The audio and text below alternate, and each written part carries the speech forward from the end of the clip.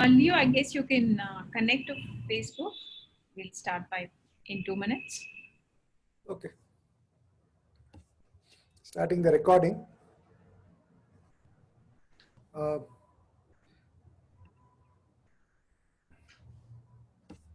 Bhargavi, just give me a minute. I have to call because recording link is not available. Oh, it's recording. Fine. Yeah.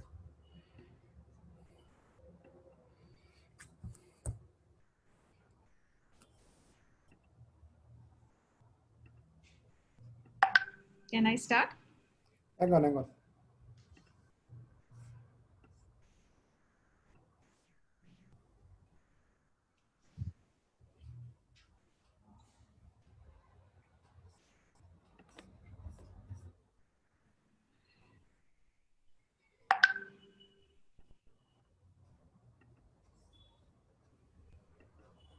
Yeah, I think it's live now.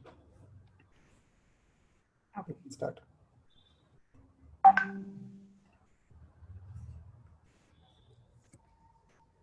Good evening, everyone. Namaskara, ellarigu.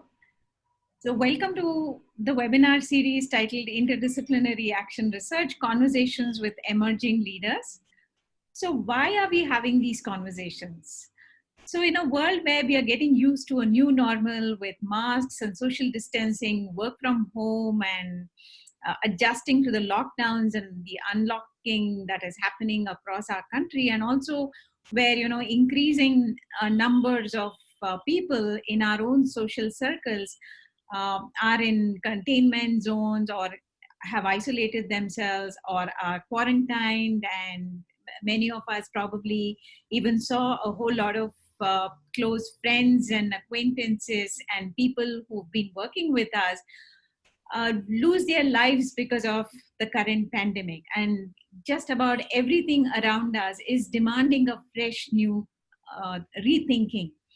So it is this opportunity that we need to completely make use of to imagine a world that is going to be different.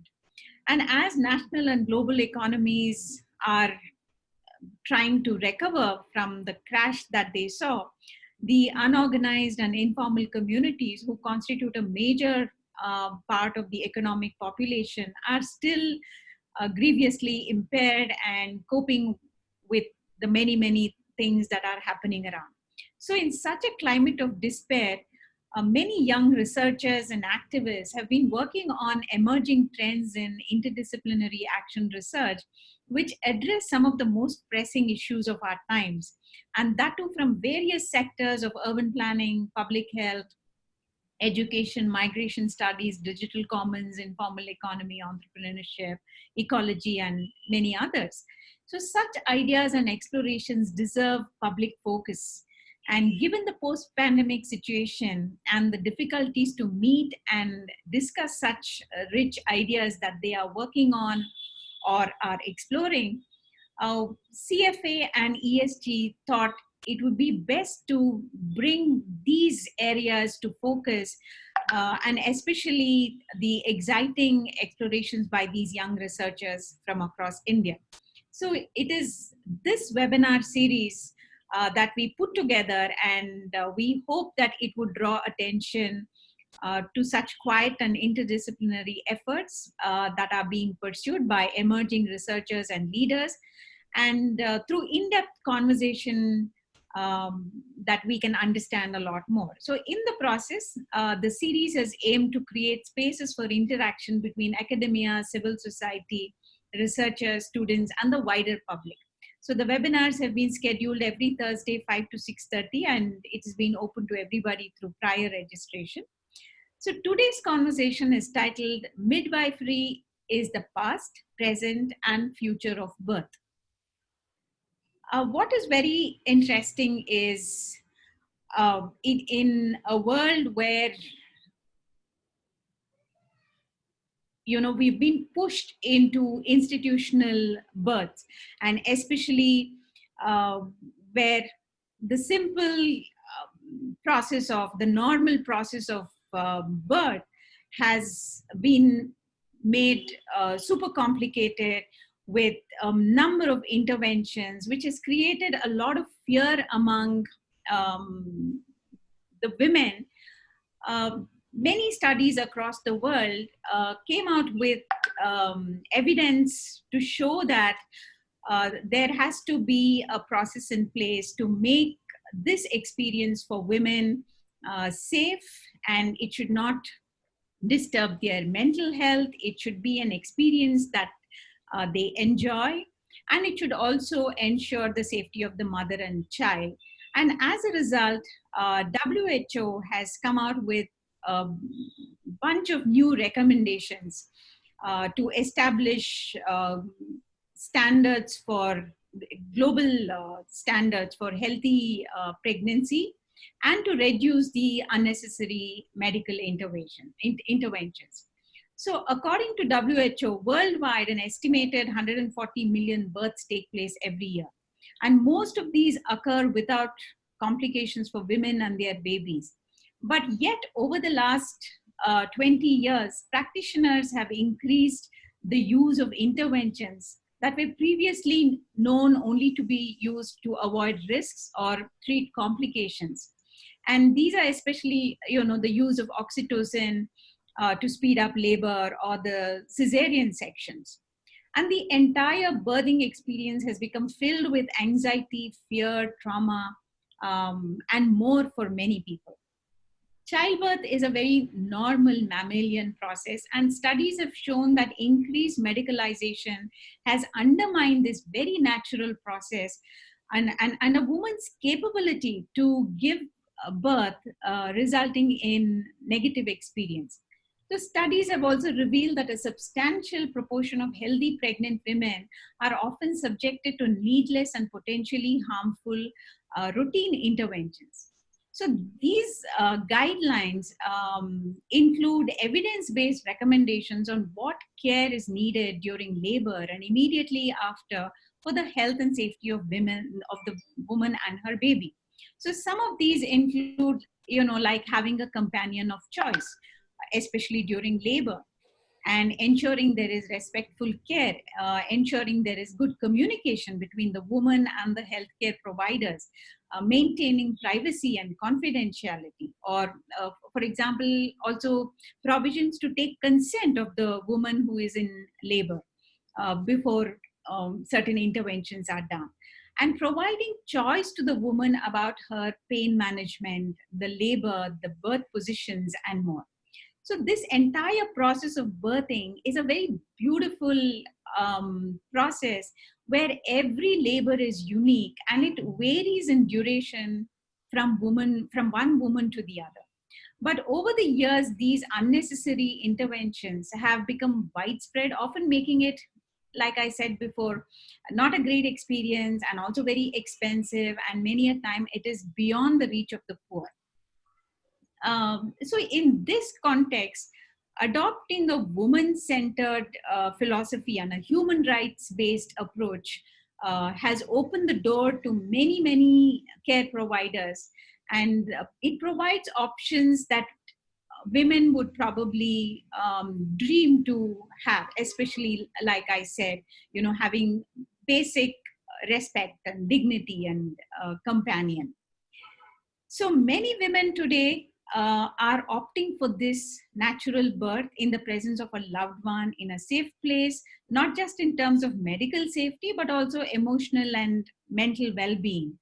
And women are beginning to express the need for someone who is trustworthy, someone who listens to their need and understands their feelings, and can help them to tap into their own powerful natural instinct during childbirth, and enjoy those moments during that beautiful journey. See, this is also very important for a mother, as it has a very deep personal significance for her. So it is in this regard that every pregnant woman needs to be educated on every aspect of pregnancy and birthing. And it is important for her to understand her body and feel empowered.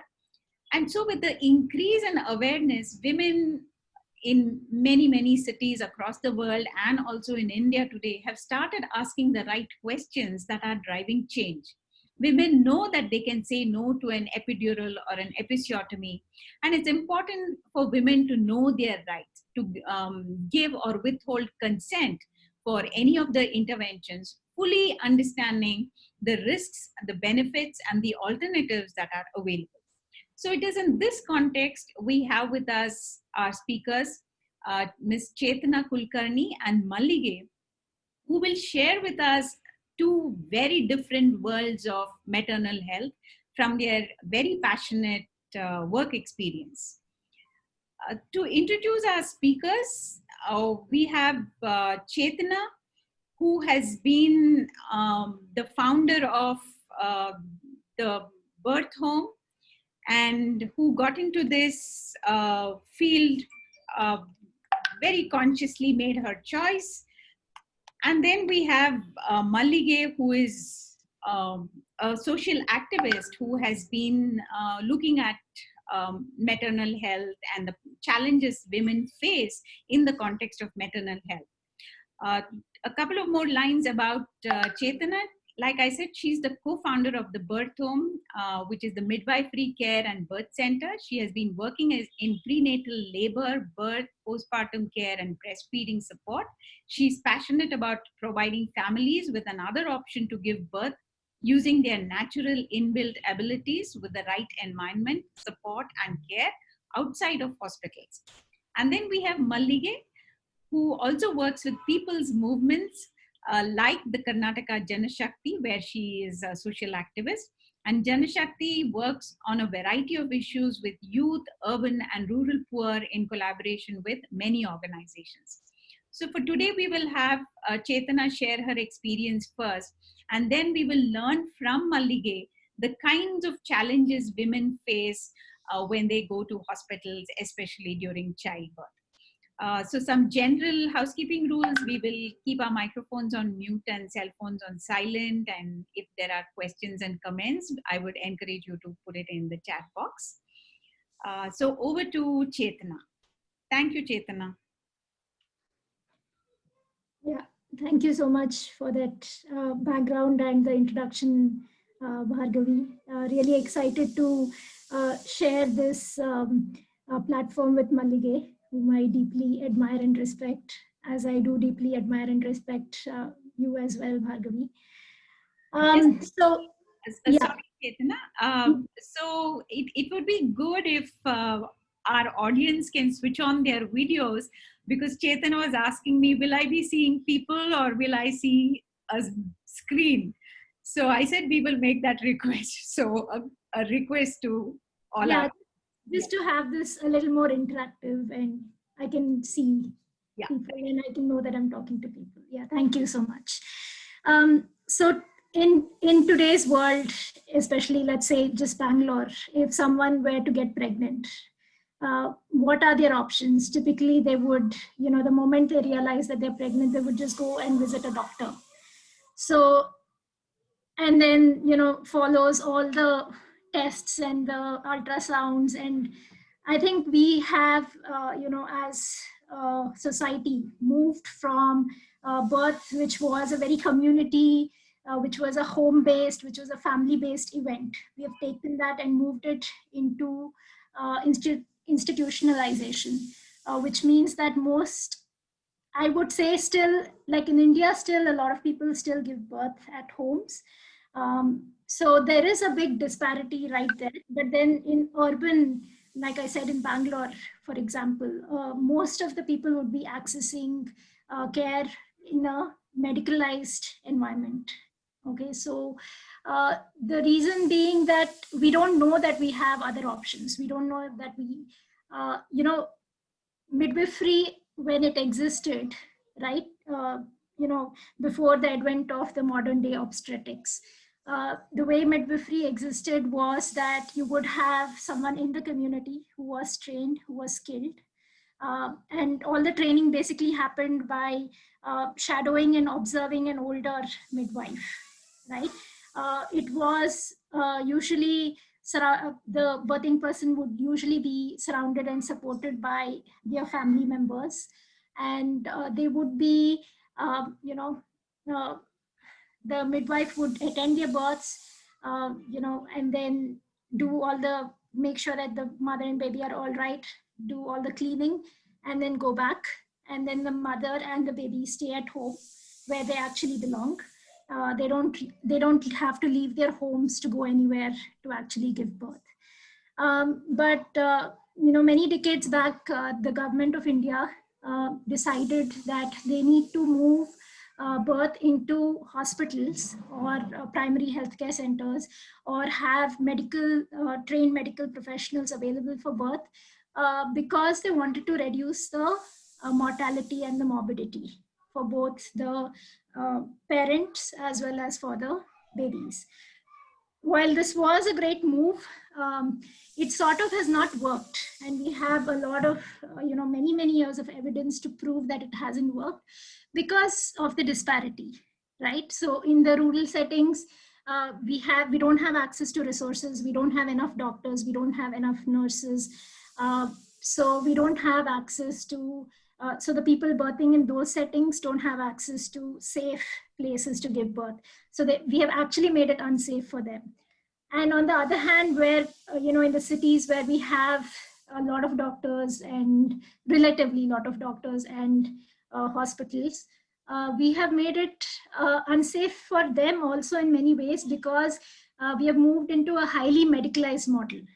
Okay, the reason why I'm saying birth in hospitals can actually tend towards being unsafe is because, I deeply respect the obstetric model of care. We have nothing really against it.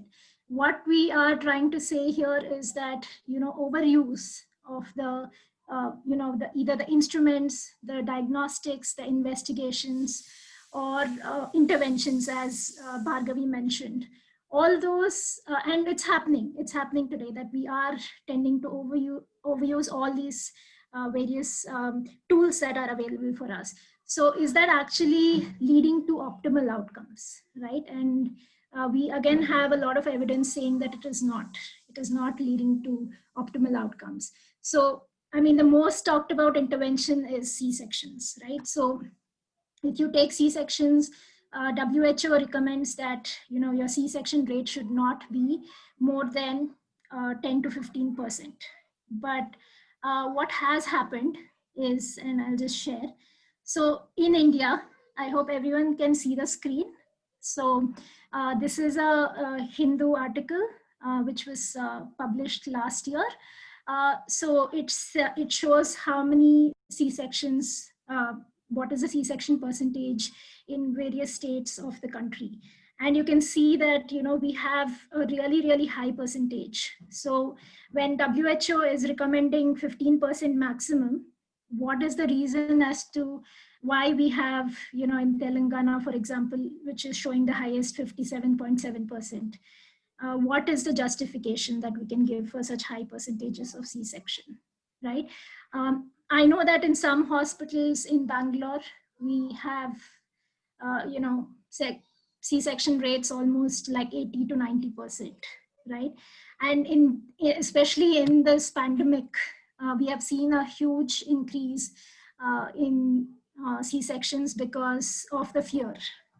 And it is again not justified, because really, when you're actually performing a surgery, you're coming in more contact with a lot of body fluids, as opposed to letting a person labor by themselves and birth on their own terms.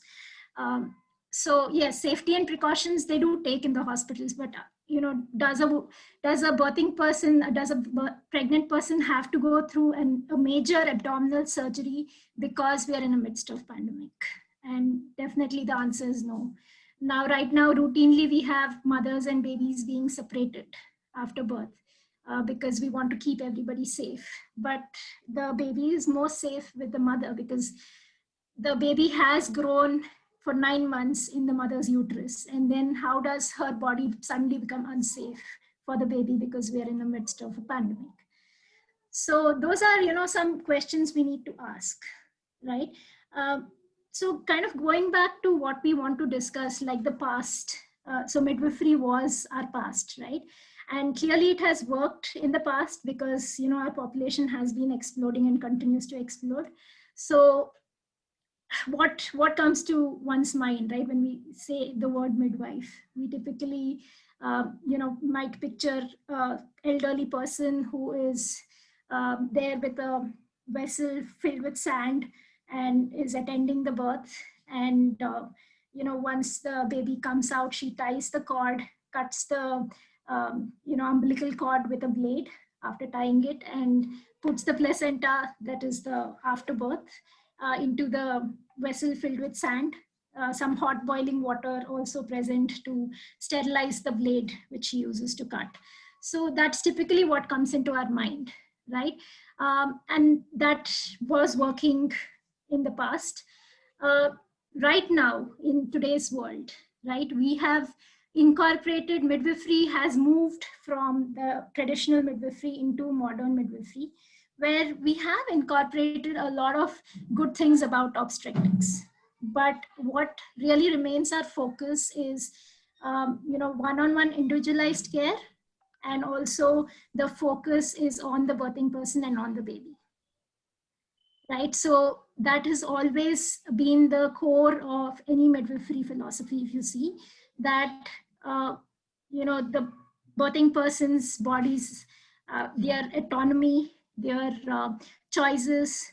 So all that is, you know, kind of the core philosophy, and also knowing what you're getting into, right? So typically, again, right now, if you're pregnant, you would go to a doctor, and in India, we do have, many people have this complex, right, that doctors really know what's best for us.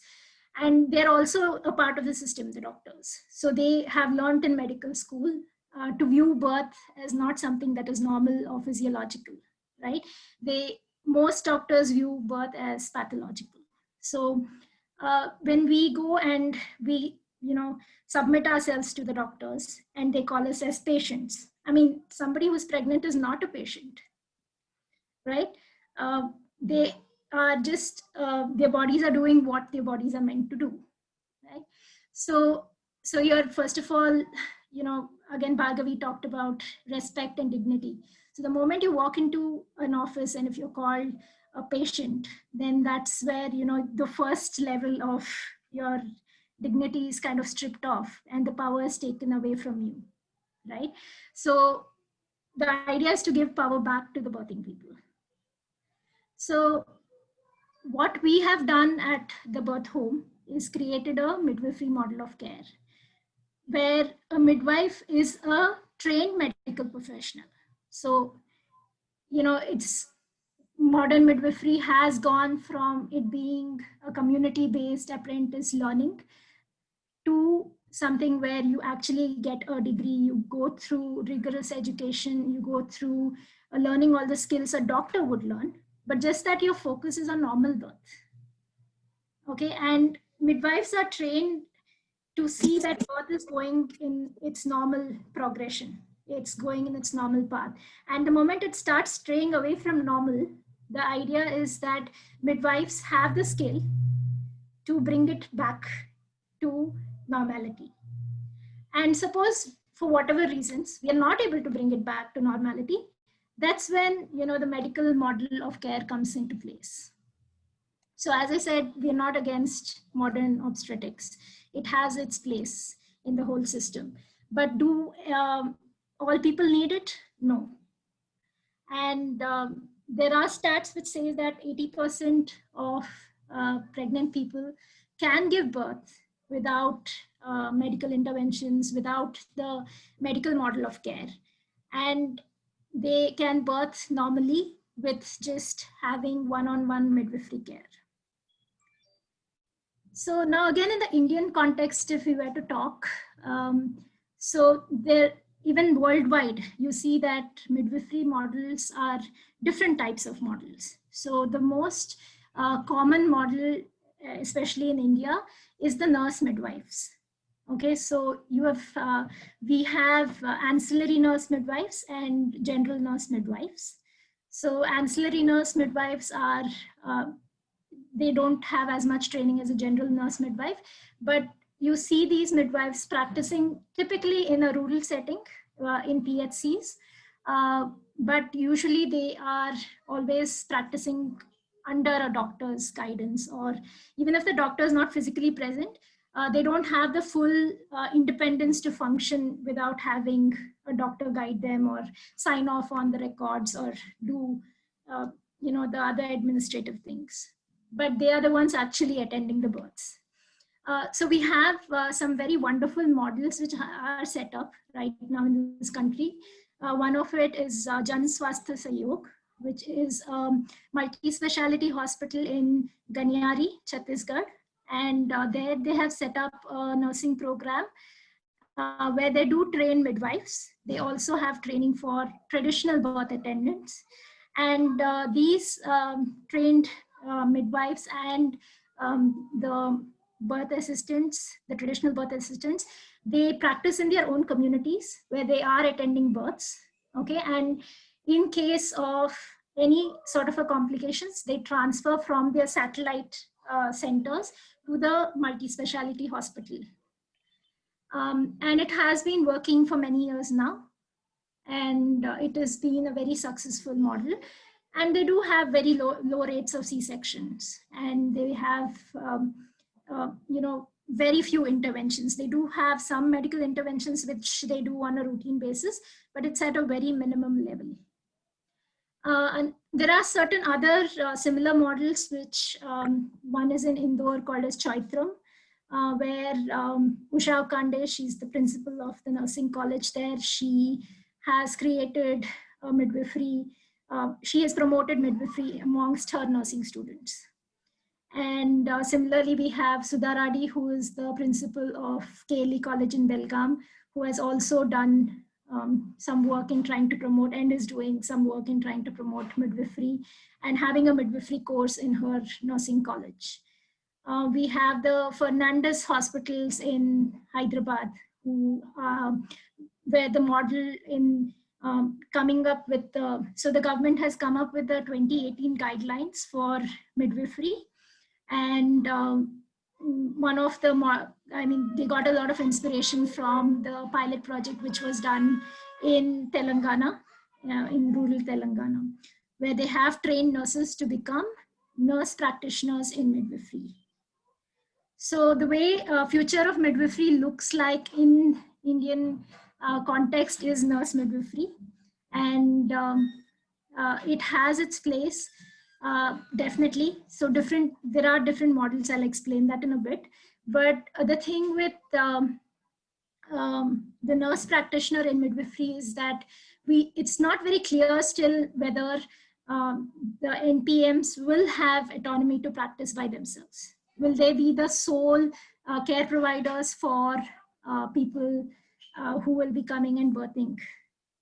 And they can only practice in hospitals, which is very, very different from what I do and what my colleagues do as a part of the birth home. So to talk a little bit about what we do. So our model is a standalone model. It's a standalone unit. So we are not working in a hospital, but we have a center of our own where we don't have doctors, but we have a skilled midwife who is trained. And right now, because we don't have the access to that kind of training, we are sourcing international midwives to come and help us set up this thing. And also we have, me and my colleagues are learning midwifery as we go along so that we can make this whole model a sustainable model going into the future. So basically what we do is provide an option. So women can definitely go and birth in hospitals, but we are also telling them that, if you want, there is another alternative where you can use, your decision-making capacity, your inbuilt innate power to give birth. Okay, and I'd like to just show you a little bit and about what we do. I hope everyone can see the screen. Yeah. Just give me 1 second.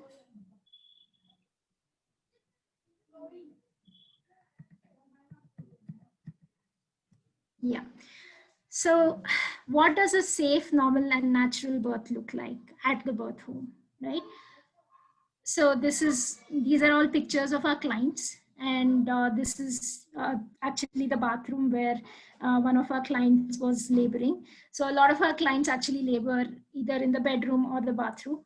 So the way we have set up the center is that it is pretty much a house. It is a home-like setting.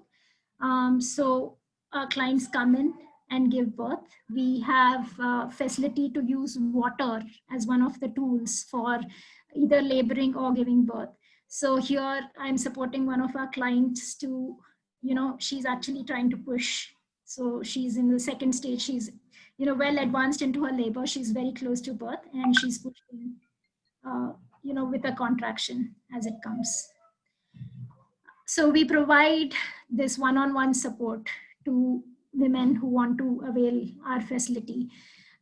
So support forms a big part of our care, right? And individualized care is something that we kind of focus on. Here, actually, we have left the couple alone, and she's using a very strong cloth. We could even use cotton saris to sort of, hold on to during a contraction. And her partner is just providing her that comfort and that safe, secure environment. So we work a lot with the partners. It is, a family event, and the partner forms a pretty big part of how, the birthing people can kind of cope during labor. Here, one of our clients, she's using a comb, and she's pressing on it through the contraction. So you can see from her expression that she clearly is in some amount of pain, but she's able to deal with it by just breathing. So we use a lot of comfort measures, a lot of coping techniques to sort of help them, and the clients do it themselves. So I'll tell you how that happens in a bit, but they are kind of tuned into what they need to do during their labor, and we step in only if it is required. So we try to be as hands off or as hands on as they need. So they are dictating as to how we will function during their labor and birth. So here she's adopting another position to again deal with the contraction. And you can see her partner is just like touching her foot to just say that, yes, I'm here in case you need me. This is a picture of, the same client who I was supporting, who just gave birth. And you can just see from her eyes that, she feels so much at peace, right? And she's just in love with her baby. So this is the kind of experience that every person who wants to give birth and who is pregnant deserves, right? Whether it is a birth in a tub at the birth home, or even a C-section in the hospital, right? So can we work towards making that happen? That is the question we need to ask ourselves. So I just have a video to play.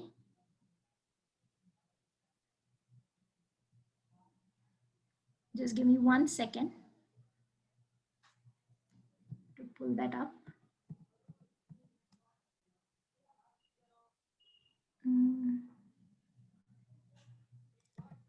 My computer acts funky at times, and it's deciding to act funky right now.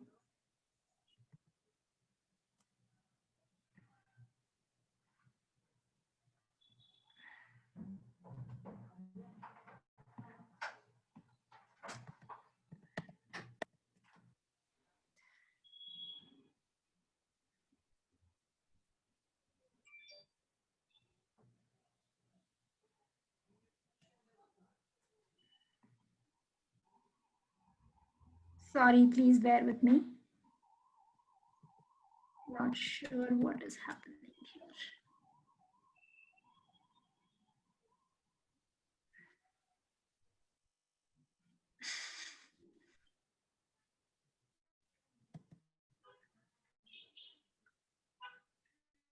Do you want to figure it out a little later, we could probably. Yeah. No, I'm not able to get the screen to stop the sharing. Can somebody stop the sharing for me? No, I guess you will have to go to that share If you screen would. and stop. Yes, that's the thing. It's not popping up at all for some reason.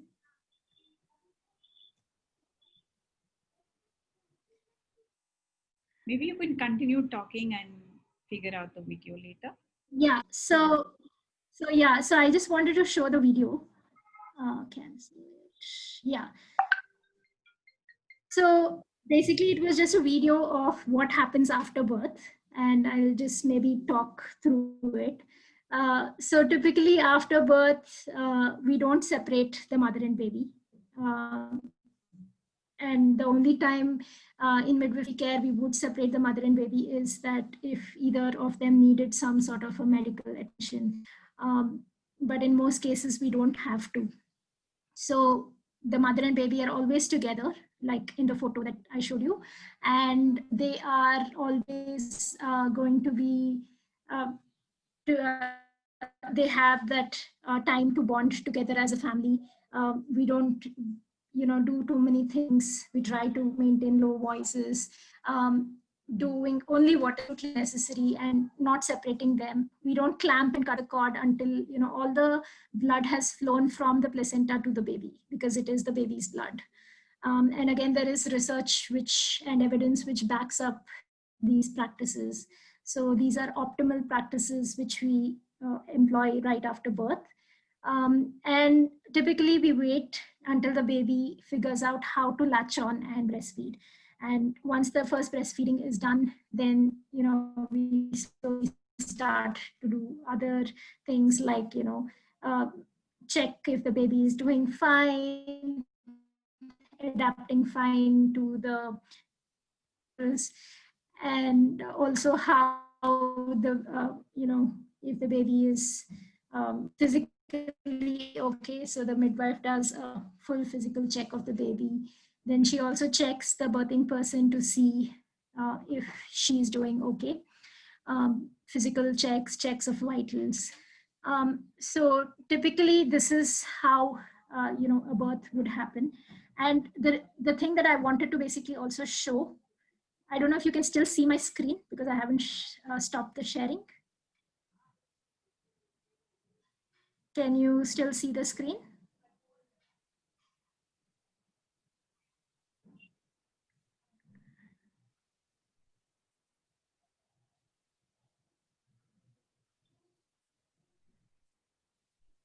Yeah, so hello? Yeah, we can Yeah. hear and see. Okay, so can you see the screen, Bhargavi? Can you tell me? Yes. Yeah, so what happens before we lead up to the birth, right? So we have prenatal care, which is very similar to what doctors would do in the hospital, but also very different. You would be seeing, the midwife regularly, but instead of seeing somebody for 5 minutes or 10 minutes, you would typically end up spending at least 45 minutes to an hour in each consult. So we go through, the emotional aspect, the physical aspect, nutrition, exercise, everything. So it is, as I said, a very individualized care that we provide. And any questions, the person has about either the pregnancy, labor, birth, or after the baby comes, we help, answer those questions and find what is right for them. So the next thing that we also do is we have in-house physiotherapists who help in making sure that the person is having a right posture in pregnancy, because that can affect a lot of things about how we function on a day-to-day basis. Physiotherapists also work with our clients after the baby comes to make sure that the person who gave birth is doing fine physically. We have very comprehensive birth preparation classes. And of course, when birth was still a community and a family event, this probably would not have been required. But since we have moved away from that model of care into a very different, present day model, we do have classes to prepare the couples So the birthing person and the partner usually attend the classes, and we have very hands-on ways of, getting the information across to them so that they can understand it, and they are able to again make the decisions, informed decisions and choices that they need to make for their family. We have fitness classes, so which in-house classes, which one of my partners takes. And again, this is to build the stability, the stamina, and balance, so that you're prepared for the long, rigorous labor. So in our birth classes, we also discuss a lot about how one would be able to prepare for how one would be able to face their fears, and what if they've had previous trauma. We discuss a lot about that. So we do support what we call as VBAC, which is vaginal birth after cesarean. So if you've had a first cesarean, it doesn't mean that for your second or third or fourth child that you need to actually have a cesarean. You can also attempt to deliver the baby vaginally. And that is something that we do offer at our center, and not too many doctors in Bangalore offer that option to their clients. So that is something that we are very happy to have that as an option in our center. So this is kind of an overview of what we do. But to kind of wrap it up, going in the future, of course, one option is to become a nurse and then become a nurse practitioner in midwifery as a career option, if that is what you're considering doing. But the other option, the birth home model that we are in the process of setting up, is community-based midwifery. So we are very shortly going to start a Facebook group, study group, where we meet once a month. And we have usually a predetermined assignment where the study group works on. Each person gets a different topic, and we all prepare for it. And we come together once a month and we present on that topic, so that each person, we have many topics and people are learning about different things with respect to childbirth. And we also practice one skill, and we also, the instructor will be presenting one case study. So we're very excited to present that as an option to everybody here present. So you can always get in touch with me. I can share my contact details, and we can add you to the Facebook group so that you can join our study group to take midwifery to the next level. So that is kind of the future that we are looking at to talk about. Yeah, so over to you, Bhargavi. Thank you so much, everyone. Thank you, Chetna, for walking us through this entire process of the option to choose natural birthing, and walk us through the many areas where midwives help and support, and this whole field of midwifery that is opening up. So we will now request Mallige to share her thoughts. Chetna, can you stop your screen share, please? So Mallige has been working, like I said, she's a social activist. She spends a lot of time with the urban poor, with the rural poor, trying to understand what's happening in the context of maternal health, especially when poor women are accessing maternal care. So, Mallige?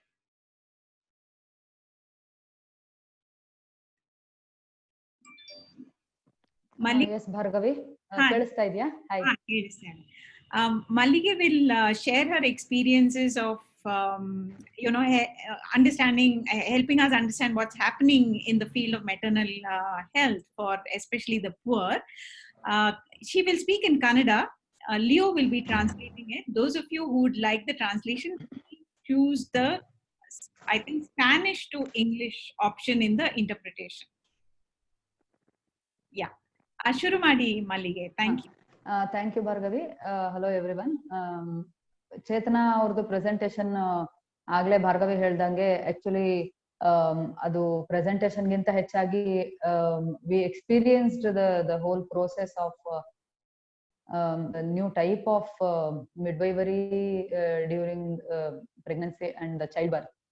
ತುಂಬಾ ವಿಶೇಷವಾದಂತ ಪ್ರಯೋಗ. ಅದರಲ್ಲೂ ಹೇಳ್ಬೇಕು ಅಂದ್ರೆ ಇವತ್ತಿನ ಸಂದರ್ಭದಲ್ಲಿ ನಾವು ಕೆಲವು ರೂಢಿಗತವಾಗಿ ಬಂದಿರುವಂತ ಚಿಂತನೆಗಳನ್ನ ಬಹುಶಃ ಯಾವ್ದನ್ನ ನಾವು ತುಂಬಾ ಅಡ್ವಾನ್ಸ್ಡ್ ಮತ್ತೆ ಸೈಂಟಿಫಿಕ್ ಅಂತ ಅನ್ಕೊಂಡಿದ್ವೋ ಆ ತರದನ್ನ ನಾವು ಇದ್ ಮಾಡುವಂತ ಬ್ರೇಕ್ ಮಾಡುವಂತ ಪ್ರಯತ್ನನ ಮಾಡ್ತಾ ಇದೀವಿ. ಉದಾಹರಣೆಗೆ ಈಗ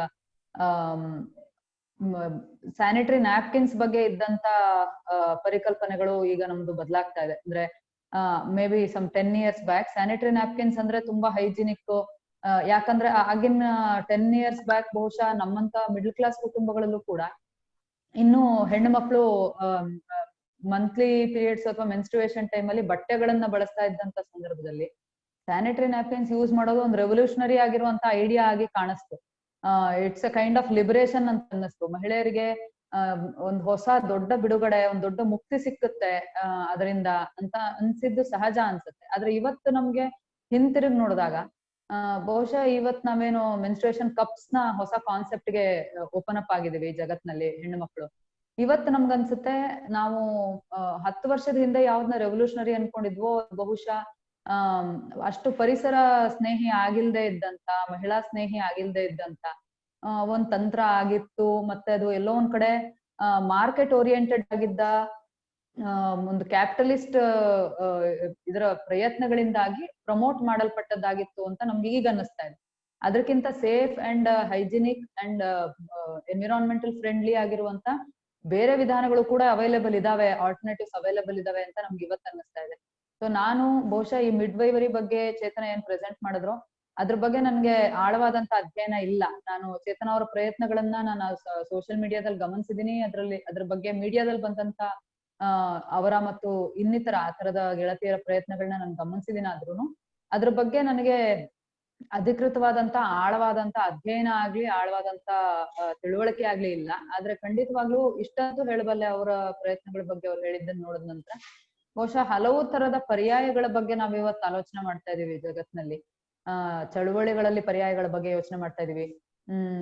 ನಮ್ಮ ಸೋ ಕಾಲ್ಡ್ ಸೈಂಟಿಫಿಕ್ ನಾಲೆಡ್ಜ್ ಅಂತ ನಾವ್ ಏನನ್ನ ಅನ್ಕೊಂಡಿದ್ವೋ ಅದ್ರ ಬಗ್ಗೆ ಏನ್ ಆಲ್ಟರ್ನೇಟಿವ್ಸ್ ಇದೆ ಅಂತ ನಾವು ಎಕ್ಸ್ಪ್ಲೋರ್ ಮಾಡೋ ಪ್ರಯತ್ನಗಳನ್ನ ಮಾಡ್ತಾ ಇದೀವಿ. ಹಾಗಿರೋದ್ರಲ್ಲಿ ಇದೊಂದು ಹೊಸ ತರದ ಪ್ರಯೋಗ ಆಗಿ ನಮ್ ಮುಂದೆ ಬಂದಿದೆ. ಮತ್ತೆ ಇದು ಇನ್ನಷ್ಟು ಎಲ್ರಿಗೂ ದೊರಕುವಂತ ರೀತಿನಲ್ಲಿ ಬೆಳೆಯುವಂತದ್ದು ಆಗ್ಬೇಕು ಅಂತ ಅನ್ಸುತ್ತೆ. ಬಟ್ ಅದೇ ಸಂದರ್ಭದಲ್ಲಿ ನನ್ನ ಕೆಲಸದ ಕ್ಷೇತ್ರದಲ್ಲಿ ಇಷ್ಟು ವರ್ಷಗಳ ಕಾಲ ನಾನು ನೋಡಿರುವಂತ ಮೆಟರ್ನಲ್ ಹೆಲ್ತ್ ಸಂಬಂಧಪಟ್ಟ ಸಂಕೀರ್ಣತೆಗಳನ್ನ ಗಮನದಲ್ಲಿಟ್ಕೊಂಡಾಗ ಹಲವಾರು ಪ್ರಶ್ನೆಗಳು ಕೂಡ ಈ ಸಂದರ್ಭದಲ್ಲಿ ಹೇಳ್ತವೆ ಅಂತ ನನಗನ್ಸುತ್ತೆ. ಅದನ್ನ ನಾನು ಇಲ್ಲಿ ನಿಮ್ಮೆಲ್ಲರ ಜೊತೆಲಿ ಹಂಚ್ಕೊಳ್ಳೋದಕ್ಕೆ ಇಷ್ಟಪಡ್ತೀನಿ. ಇದನ್ನ ನಾವೊಂದು ಓಪನ್ ಪ್ಲಾಟ್ಫಾರ್ಮ್ ಅಂತ ಅನ್ಕೊಂಡು ಈ ವಿಚಾರಗಳನ್ನ ಚರ್ಚೆ ಮಾಡೋದಕ್ಕೆ ಇವತ್ತಿನ ವೆಬಿನಾರ್ ಅಲ್ಲೂ ಮತ್ತು ಭಾರ್ಗವಿಯವರಿಗಾಗ್ಲೇ ಹೇಳಿದ ಹಾಗೆ ಇದೊಂದು ವೆಬಿನಾರ್ ಸೀರೀಸ್ ಆಗಿ ಕಂಟಿನ್ಯೂ ಆಗೋದ್ರಿಂದ ಮುಂದಿನ ದಿನಗಳಲ್ಲೂ ನಾವ್ ಇದನ್ನ ಚರ್ಚೆಗೆ ಅಂತ ಹೇಳಿ ಇಟ್ಕೊಳ್ಳಿಕ್ ಸಾಧ್ಯ ಆಗಬಹುದು ಅಂತ ನನಗನ್ಸುತ್ತೆ. ಮೊದಲನೇದಾಗಿ ನನಗನ್ಸುತ್ತೆ ನಮ್ಗೆಲ್ರಿಗೂ ಗೊತ್ತಿರೋ ಹಾಗೆ ಜಗತ್ತಿನ ಯಾವ ಸಮುದಾಯಗಳು ಕೂಡ ಒಂದು ಹೋಮೋಜಿನಸ್ ಕೆಟಗರಿಯಾಗಿ ನಮಗೆ ಇಲ್ಲ.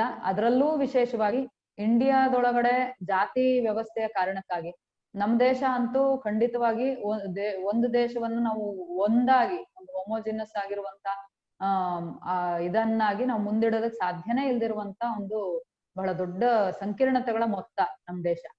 ಸೊ ಇಷ್ಟು ದೊಡ್ಡ ಕಾಂಪ್ಲೆಕ್ಸ್ ಆದ ಒಂದು ಸೋಷಿಯಲ್ ಸ್ಟ್ರಕ್ಚರ್ ಹೊಂದಿರುವಂತ ಭಾರತದೊಳಗಡೆ ಇವತ್ತು ನಾವ್ ಎದುರಿಸ್ತಿರುವಂತ ಸವಾಲುಗಳು ಏನು, ಏನೆಲ್ಲ ಚಾಲೆಂಜಸ್ ನಾವು ಫೇಸ್ ಮಾಡ್ತಾ ಇದೀವಿ ಇವತ್ತು ಹೆಣ್ಣು ಮಕ್ಕಳ ರಿಪ್ರೊಡಕ್ಟಿವ್ ಹೆಲ್ತ್ ಸಂಬಂಧಪಟ್ಟಂತ ಪ್ರಶ್ನೆಗಳಲ್ಲಿ ಅನ್ನೋದು ಒಂದು ನಮ್ಗೆ ಒಂದು ಅದು ಬೇಸ್ ಲೈನ್ ಆಗಿ ಕೆಲಸ ಮಾಡುತ್ತೆ ಇಂಥ ಚರ್ಚೆಗಳಿಗೆ ಅಂತ ನನಗನ್ಸುತ್ತೆ.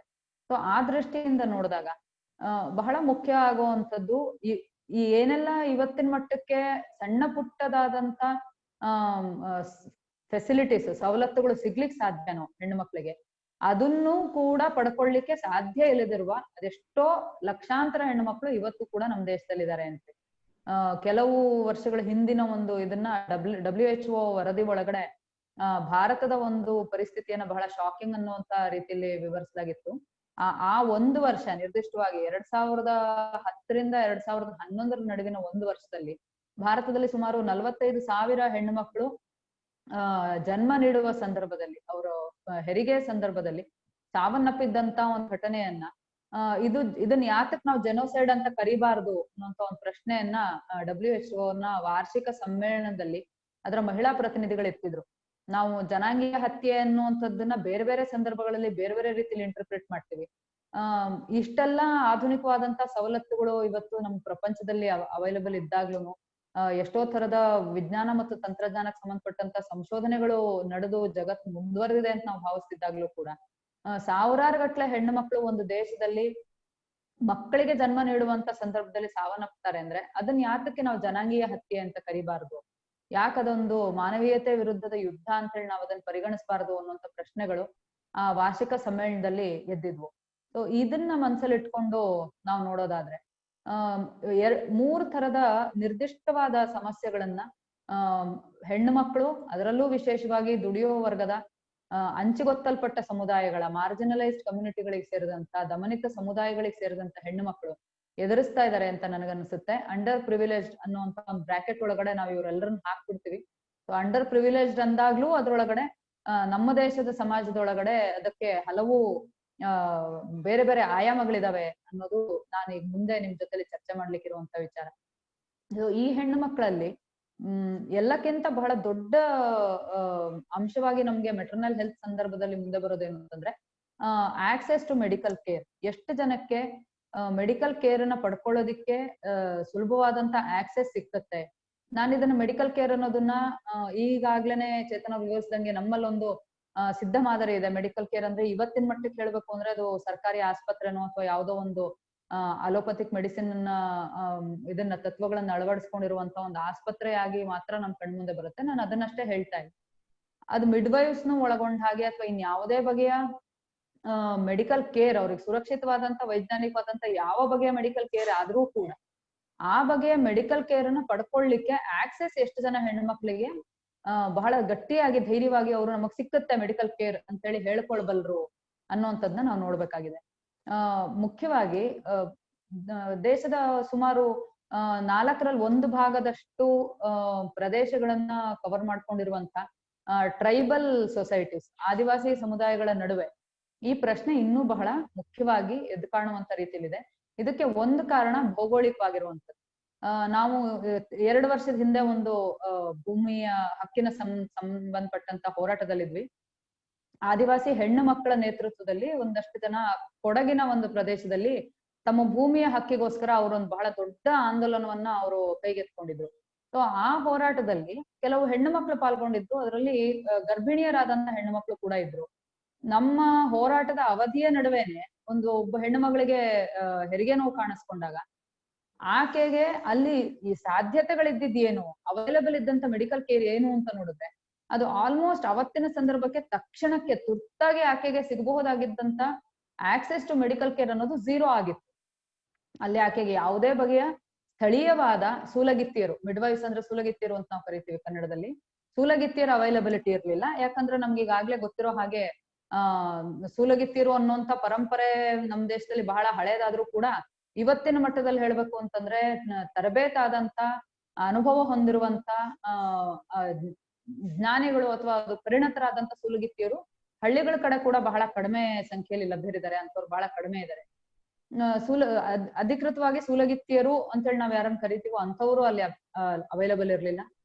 ಆ ಪ್ರದೇಶಕ್ಕೆ, ಆ ಭೌಗೋಳಿಕ ಪ್ರದೇಶಕ್ಕೆ ಬೇರೆ ಯಾವುದೇ ನರ್ಸ್ ಅಥವಾ ಬೇರೆ ಯಾವುದೇ ಹೆಲ್ತ್ ಕೇರ್ ವರ್ಕರ್ ಬರುವಂತ ಸಾಧ್ಯತೆ ಆ ತಕ್ಷಣಕ್ಕಿರ್ಲಿಲ್ಲ. ಅಥವಾ ಆಕೆಯನ್ನ ಸುರಕ್ಷಿತವಾದಂತ ರೀತಿಯಲ್ಲಿ ತಗೊಂಡು ಹೋಗಿ ಹತ್ತಿರದ ಆಸ್ಪತ್ರೆಗೆ ದಾಖಲಿಸೋದಕ್ಕೂ ಕೂಡ ಬೇಕಾದಂತ ವಾಹನದ ಸವಲತ್ತುಗಳು ಇರ್ಲಿಲ್ಲ. ಸೊ ಬಹಳ ಮುಖ್ಯವಾಗಿರುವಂತ ದೊಡ್ಡ ಸವಾಲು ಇವತ್ತು ಕೂಡ ನಮ್ಮ ಮುಂದೆ ಇರುವಂತದ್ದು ಆಕ್ಸೆಸ್ ಟು ಮೆಡಿಕಲ್ ಕೇರ್ ಅಂತ, ರಿಪ್ರೊಡಕ್ಟಿವ್ ಮೆಡಿಕಲ್ ಕೇರ್ ಅಂತ ನನಗನ್ಸುತ್ತೆ. ಇದು ನಮ್ಗೆ ನಮ್ಮ ದೇಶದಲ್ಲಿ ಈಗಾಗ್ಲೇ ಹಲವು ಸರ್ವೆಗಳು ಹೇಳಿರೋ ಹಾಗೆ ಬಹಳ ದೊಡ್ಡ ಮಟ್ಟದಲ್ಲಿ ಮೆಟರ್ನಲ್ ಮಾರ್ಟಾಲಿಟಿಗೆ ಮತ್ತು ಪೋಸ್ಟ್ ನಾಟಲ್ ಡೆತ್ಸ್ಗೆ, ಹುಟ್ಟಿದ ನವಜಾತ ಶಿಶುಗಳ ಮರಣಕ್ಕೆ ಈ ಅಂಶ ಬಹಳ ದೊಡ್ಡ ಪ್ರಮಾಣದಲ್ಲಿ ಕಾರಣ ಆಗ್ತಾ ಇದೆ. ಅವರಿಗೆ ತಕ್ಷಣದಲ್ಲಿ ಅಗತ್ಯ ಇರುವಂತಹ ವೈದ್ಯಕೀಯ ಅಥವಾ ನೆರವಿನ ಸೌಲಭ್ಯಗಳು ಸಿಗದೇ ಇರುವಂತದ್ದು ಅನ್ನುವಂಥದ್ದು ನನ್ಗನ್ಸುತ್ತೆ. ಇತ್ತೀಚಿನ ದಿನಗಳಲ್ಲಿ ಕಳೆದ 2 ವರ್ಷಗಳ ಅಂಕಿಅಂಶಗಳನ್ನ ನಾವು ನೋಡಿದ್ರೆ ಮೆಟರ್ನಲ್ ಮಾರ್ಟಾಲಿಟಿ ರೇಟ್ MMR ನಮ್ಮ ದೇಶದಲ್ಲಿ ಕಡಿಮೆ ಆಗ್ತಾ ಇದೆ. ಅದರಲ್ಲೂ ಕರ್ನಾಟಕದಲ್ಲಿ ಅದು ಕಡಿಮೆ ಆಗ್ತಾ ಇದೆ. ಅಂದ್ರೆ 1,000 ನವಜಾತ ಶಿಶುಗಳ ಇದನ್ನ ಲೆಕ್ಕಕ್ಕೆ ತಗೊಂಡಾಗ ಅದು ನಿಧಾನವಾಗಿ 2013-14ರಲ್ಲಿ 108 ಇದ್ದಿದ್ದು, ಅಲ್ಲಿಂದ 2015-16ರಲ್ಲಿ 97 ಇದ್ದಿದ್ದು, ಈಗ ಕಳೆದ 2 ವರ್ಷಗಳಿಂದ ಅದು ನಿರಂತರವಾಗಿ 92-91 ಮಧ್ಯದಲ್ಲಿ, ಅಂದ್ರೆ 1 ಲಕ್ಷ ಹುಟ್ಟೋ ಮಕ್ಕಳಿಗೆ 92 ಅಥವಾ 91 ಮಕ್ಕಳು ತಾಯಂದ್ರು ಸಾವನ್ನಪ್ಪುತ್ತಾರೆ ಅನ್ನುವಂಥ ರೀತಿಯಲ್ಲಿ ತಾಯಂದಿರ ಮರಣದ ಪ್ರಮಾಣ ನಿಧಾನವಾಗಿ ಇಳಿಕೆಯ ಗತಿಯಲ್ಲಿದೆ. ಅದರಿಂದಾಗಿ ಒಂದಷ್ಟು ಭರವಸೆದಾಯಕವಾಗಿರುವಂತ ಸನ್ನಿವೇಶ ಇದೆ ಅಂತ ಹೇಳಲಾಗ್ತಾ ಇದೆ. ಆದ್ರೆ ಇದೇ ಸಂದರ್ಭದಲ್ಲಿ ನಾವು ಗಮನಿಸಬೇಕಾಗಿರೋದು, ಕರ್ನಾಟಕದಲ್ಲಿ ತಾಯಂದಿರ ಮರಣದ ಪ್ರಮಾಣ ಇಡೀ ದಕ್ಷಿಣ ಭಾರತದ 5 ರಾಜ್ಯಗಳಲ್ಲಿ ಇದೇನೆ ಅತಿ ಹೆಚ್ಚಿನ ತಾಯಂದಿರ ಮರಣ ಹೊಂದಿರುವಂತ ರಾಜ್ಯ ಆಗಿದೆ ಅನ್ನುವಂಥದ್ದು. ನಮ್ಮದೇ ಪಕ್ಕದ ರಾಜ್ಯ ಕೇರಳದಲ್ಲಿ ವರ್ಷಕ್ಕೆ 1 ಲಕ್ಷ ಮಕ್ಕಳು ಹುಟ್ಟುವಂತ ಸಂದರ್ಭದಲ್ಲಿ ತಾಯಂದಿರ ಮರಣದ ಪ್ರಮಾಣ ಕೇವಲ 43 ಇದೆ. ತೆಲಂಗಾಣ ಮತ್ತು ಆಂಧ್ರ ಪ್ರದೇಶಗಳಲ್ಲಿ ಅದು 62-65 ಪ್ರಮಾಣದಲ್ಲಿದೆ. ಆದ್ರೆ ಕರ್ನಾಟಕದಲ್ಲಿ ಇವತ್ತು ಕೂಡ ಅದಕ್ಕಿಂತ ಹೆಚ್ಚು ಕಡಿಮೆ 2 ಪಟ್ಟು, ಕೇರಳದ 2 ಪಟ್ಟು ಹೆಣ್ಣು ಮಕ್ಕಳು ಈ ಸಂದರ್ಭದಲ್ಲಿ ಇವತ್ತಿಗೂ ಕೂಡ ಸಾವಿಗೀಡಾಗ್ತಾ ಇರುವಂತದನ್ನ ನಾವು ನೋಡ್ತಾ ಇದೀವಿ. ತಾಯಂದಿರ ಮರಣದ ಪ್ರಮಾಣ ದಕ್ಷಿಣ ಭಾರತದ ಮಟ್ಟದಲ್ಲಿ ಹೇಳಬೇಕು ಅಂದ್ರೆ ಕರ್ನಾಟಕದಲ್ಲಿ ಅತಿ ಹೆಚ್ಚಾಗಿರುವಂತದ್ದು ಮತ್ತು ನವಜಾತ ಶಿಶುಗಳ ಮರಣದ ಪ್ರಮಾಣ ಕೂಡ ಅತಿ ಹೆಚ್ಚಾಗಿರುವಂತದ್ದನ್ನ ನಾವು ನೋಡ್ತಾ ಇದೀವಿ. ಸೊ ಇದು ನಾನು ಈಗಾಗ್ಲೇ ಹೇಳಿದ ಹಾಗೆ ಬಹಳಷ್ಟು ತಳ ಸಮುದಾಯಗಳಿಗೆ ಸೇರಿದಂತ ಹೆಣ್ಮಕ್ಳು ಎದುರಿಸ್ತಿರುವಂತ ಬಹಳ ದೊಡ್ಡ ಸಮಸ್ಯೆ, ಆಕ್ಸೆಸ್ ಟು ಒಂದು ರಿಪ್ರೊಡಕ್ಟಿವ್ ಮೆಡಿಕಲ್ ಕೇರ್ ಅಂತ ಹೇಳಿ, ಮೆಡಿಕಲ್ ಹೆಲ್ತ್ ಸಿಸ್ಟಮ್ ಅಂತ ಹೇಳ್ಬೋದು.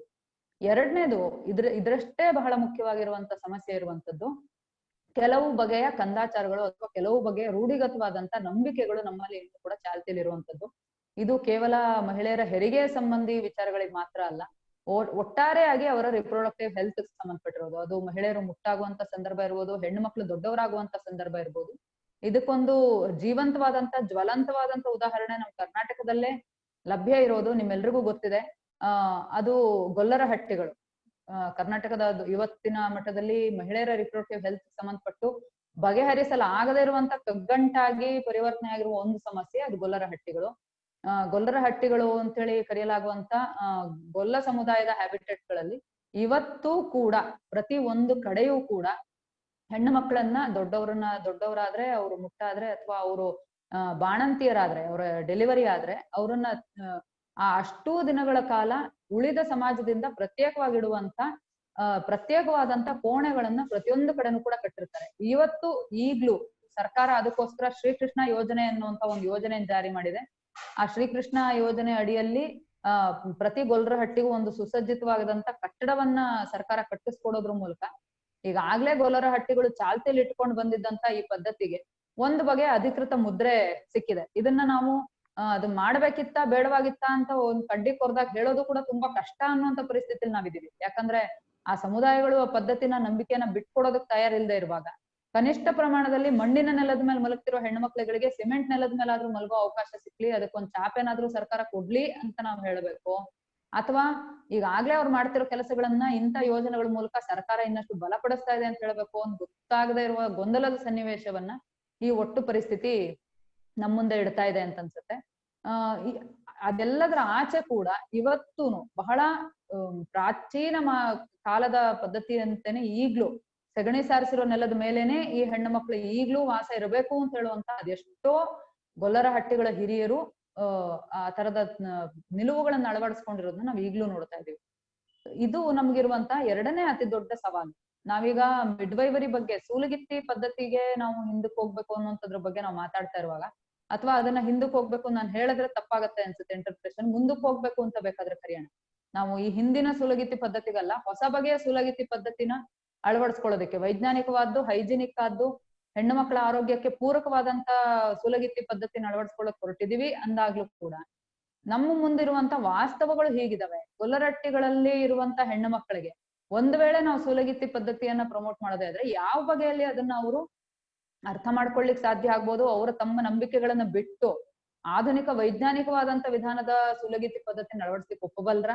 ಇಲ್ದೇ ಇದ್ರೆ ಅದನ್ನ ನಾವು ಆ ಸಂದರ್ಭದಲ್ಲಿ ಕನಿಷ್ಠ ಅವರನ್ನ ಇವತ್ತು ಪ್ರಚಲಿತ ಆಗಿರುವಂತ ಸರ್ಕಾರಿ ಆಸ್ಪತ್ರೆಗಳಿಗೆ ಹೇಗೋ ಮಾಡಿ ಕರ್ಕೊಂಡ್ ಬರುವಂತದ್ದಕ್ಕೆ ಎಲ್ಲ ಬಗೆಯ ಹೆಲ್ತ್ ವರ್ಕರ್ಸ್ ಪ್ರಯತ್ನ ಮಾಡ್ತಾ ಇದಾರೆ. ಅದೊಂದು ಪದ್ಧತಿಯಾಗಿ ನಮ್ಮ ಸಮಾಜದಲ್ಲಿ ಚಾಲ್ತಿಗೆ ಬಂದ್ಬಿಟ್ಟಿರೋದ್ರಿಂದ ಹೆರಿಗೆ ಅಂದ್ರೆ ಸರ್ಕಾರಿ ಆಸ್ಪತ್ರೆಲೇ ಆಗತ್ತೆ ಅನ್ನೋದೊಂದು ನಂಬಿಕೆಯಾಗಿ ಇವತ್ತು ಒಂದು ಆಲ್ಟರ್ನೇಟಿವ್ ಬ್ಲೈಂಡ್ ಬಿಲೀಫ್ ತರದಲ್ಲಿ ಅದೊಂದು ಚಾಲ್ತಿಗೆ ಬಂದ್ಬಿಟ್ಟಿರೋದ್ರಿಂದ ಕನಿಷ್ಠ ಅದನ್ನಾದ್ರೂ ನೀವು ಅಳವಡಿಸ್ಕೊಳ್ಬೇಕು ಅನ್ನೋಂಥ ರೀತಿನಲ್ಲಿ ನಾವು ಅವ್ರ ಮೇಲೆ ಒತ್ತಡ ಹೇರಬಹುದಾ? ಅದನ್ನು ಬಿಟ್ಟು ಬೇರೆ ಇನ್ನೂ ಒಂದನ್ನು ಅವ್ರ ಮುಂದಿಡೋದ್ರ ಮೂಲಕ ಇನ್ನಷ್ಟು ಅವ್ರ ಪರಿಸ್ಥಿತಿ ಹದಗೆಡುತ್ತಾ ಅಥವಾ ಅದರಿಂದ ಅವ್ರಿಗೆ ಒಳ್ಳೇದಾಗತ್ತಾ? ಈ ತರದ ಹಲವು ಬಗೆಯ ಸವಾಲುಗಳೇನಿದಾವೋ ಈ ಎಲ್ಲದಕ್ಕೂ ಕೂಡ ಕೇವಲ ತರ್ಕದ ಆಧಾರದ ಮೇಲೆ ಮಾತ್ರ ಅಲ್ಲದೇನೆ ತಳಮಟ್ಟದಲ್ಲಿ ಅಧ್ಯಯನಗಳು, ಸಾಕಷ್ಟು ಸಂಶೋಧನೆಗಳು ಮತ್ತು ಅಂಕಿಅಂಶ ಆಧಾರಿತವಾದಂತ ನಿಖರವಾದಂತ ಮಾಹಿತಿ ಸಂಗ್ರಹದ ಕೆಲಸಗಳು ಆಗ್ಬೇಕಾಗಿದೆ ಅಂತೇಳಿ ನನಗನ್ಸುತ್ತೆ. ಅದೇ ರೀತಿ ಮೂರನೇ ಬಹಳ ದೊಡ್ಡ ಸವಾಲಿರುವಂತದ್ದು ಈ ಇದ್ರೊಳಗಡೆ ಅದು ಒಂದು ಬಂಡವಾಳಶಾಹಿ ವ್ಯವಸ್ಥೆ ಮುಂದಿಡುತ್ತಿರುವಂತ ಒಂದು ಲಾಭದ ದೃಷ್ಟಿಕೋನದಿಂದ ಪ್ರೇರಿತವಾಗಿರುವಂತ ರಿಪ್ರೊಡಕ್ಟಿವ್ ಹೆಲ್ತ್ ಸಂಬಂಧಪಟ್ಟಂತ ತಪ್ಪು ಕಲ್ಪನೆಗಳು.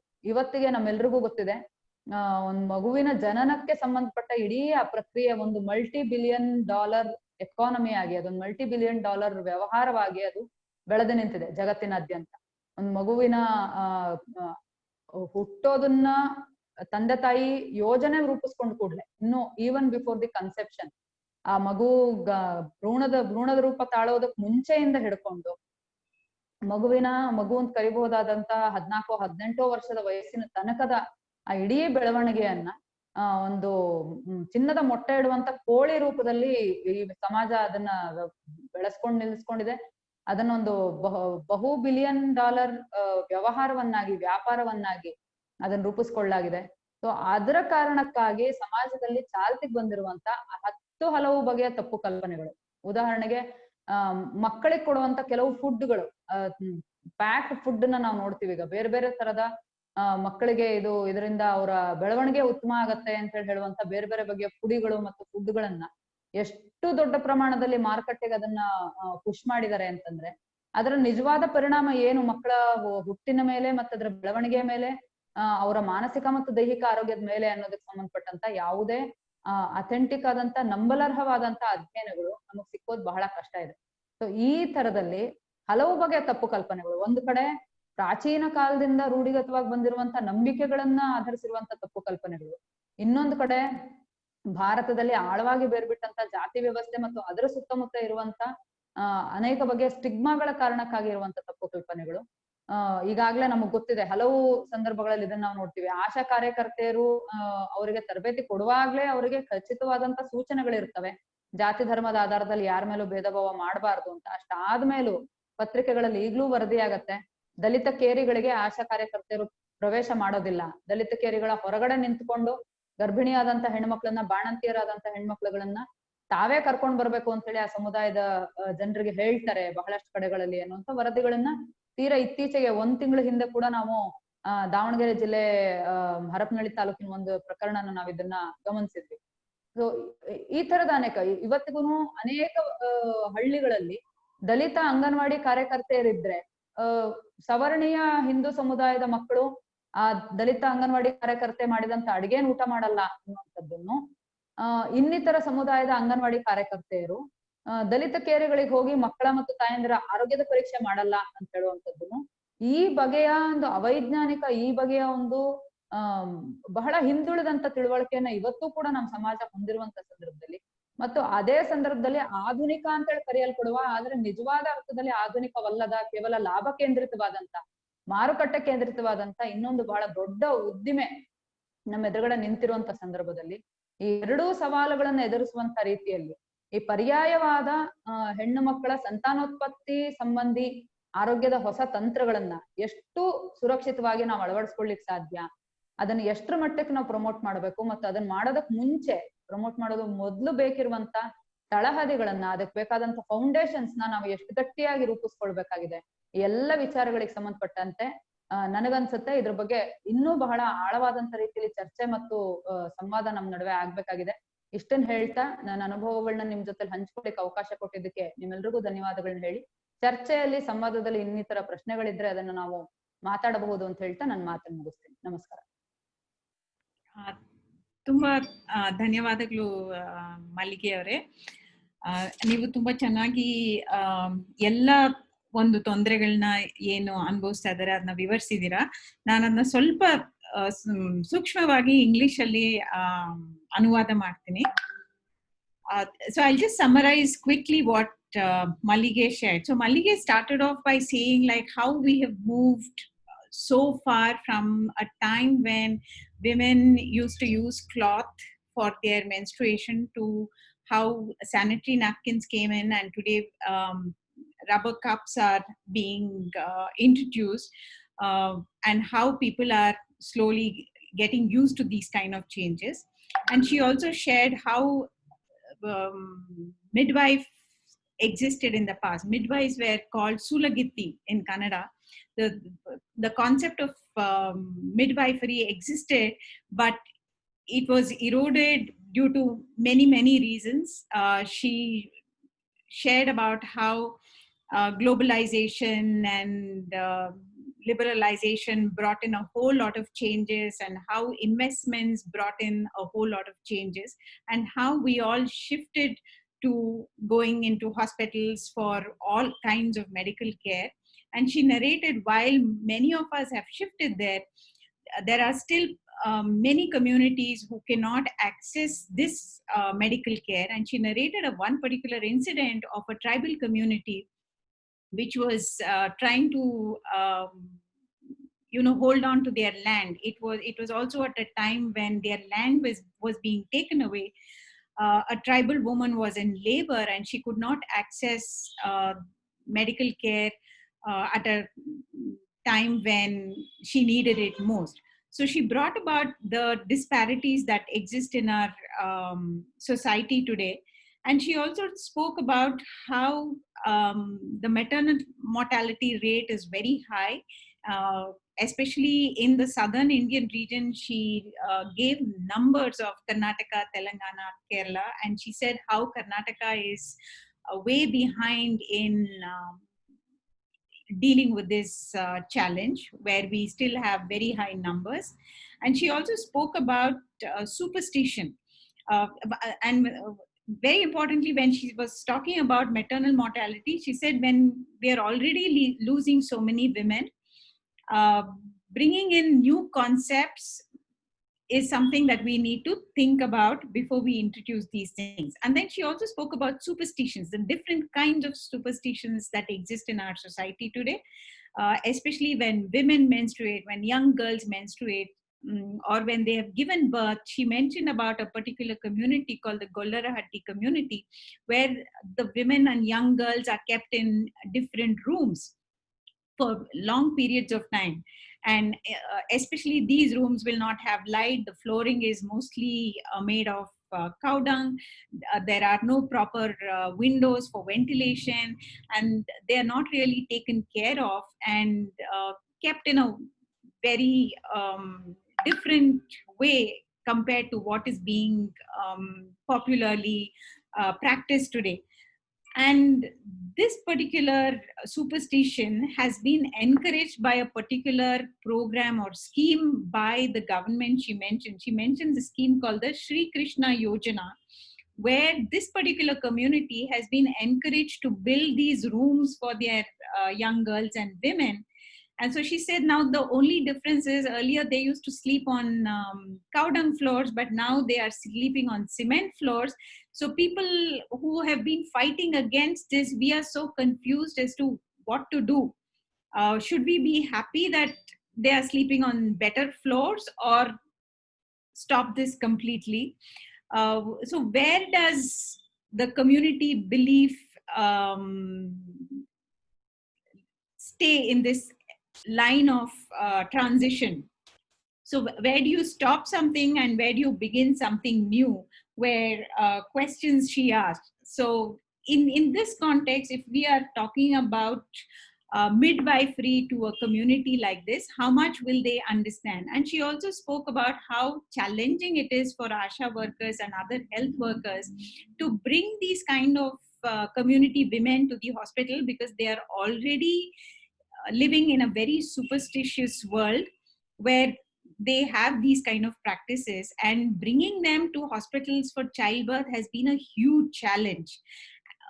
So while that is a challenge, now if we are introducing something like this, will it not confuse them even more? And what's going to happen to the so-called, our ultimate aim is maternal health and child health. So what is going to happen to that was a question that she raised. And she also raised some very important points with respect to the ASHA workers and other healthcare workers. Although when they go through their course, they are told that there should be no discrimination based on caste, class, religion, so on.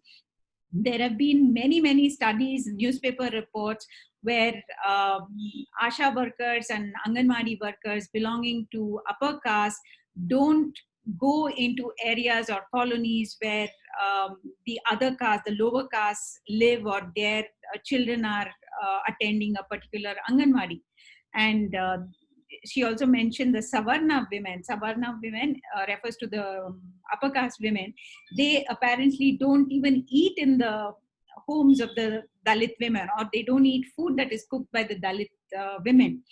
So when these kind of practices are there, she questioned that wouldn't this create a lot more confusion if we are talking about midwifery to them, because it will take them back into their own superstitious practices, and it will also lead to a whole lot of different kinds of discrimination in society. When she was talking about the liberalization and capitalism, she also said this whole concept now looks like, it's a multi-billion-dollar economy where there is so much food in taking care of the baby in a urban context, where there is special baby food, it is specially packed, and there is so much attention to a certain class, caste, community, whereas on the other hand, there are these things that coexist in our country and in our society. So she closed by saying that if we are going back into something like midwifery, there has to be some very deep conversations. There has to be a lot of discussions and debate among all sections of society before we implement these kind of practices, or before we even promote these practices. And then she said, any questions, she's welcome to answer them. Thank you.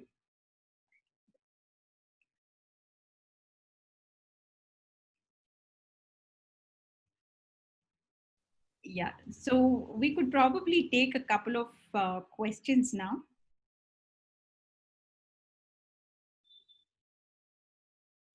Would anybody like to share your thoughts, ask questions?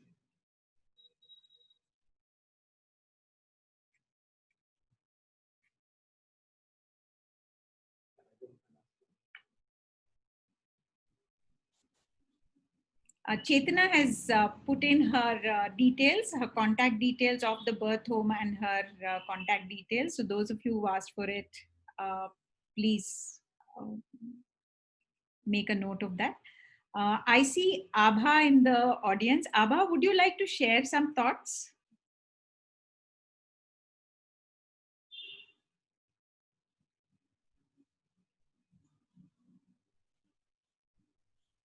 Okay.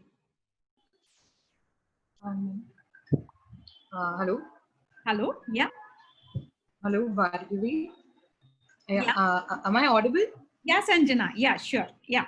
Yeah, you are. Yeah. Hi. I just had a question for Chetna. Yeah. Firstly, thank you both, Chetna and Maliki, for that really wonderful presentation, and thank you, Bhargavi, for summarizing. What I wanted to ask Chetna was, I was wondering about how do nurses or nurse midwives who have studied here in India or anywhere else, how do they get registered as professionals, right? Because there's a lot of literature on saying that many nurses are not as confident to start their own nursing practice, and also it doesn't seem to be as easy to set up your own practice if you are a nurse midwife in India. So I just wanted to ask if you can share your experience of registering birth home and the other people who are working with you who have some kind of international degree. In the sense, how does that work? And if someone like this new Telangana, the new guideline is offering like the nurse practitioner midwives. If one of them had to register, say, their own practice as an independent, NPM, if you can, like say something about that. Yeah, sure, Sanjana. Thank you for that question.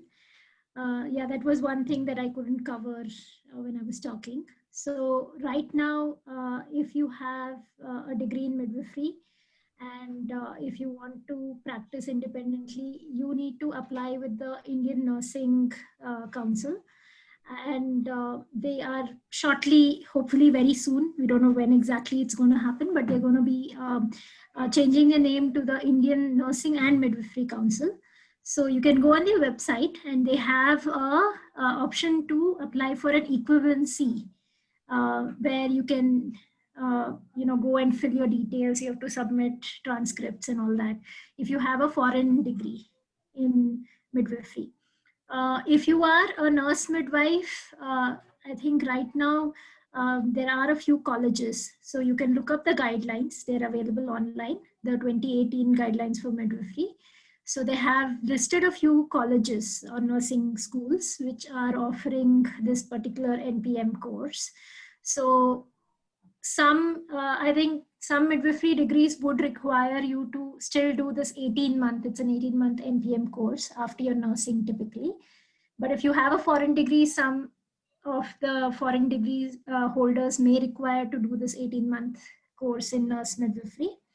And then, you can work, but the scope of work as defined by these guidelines are,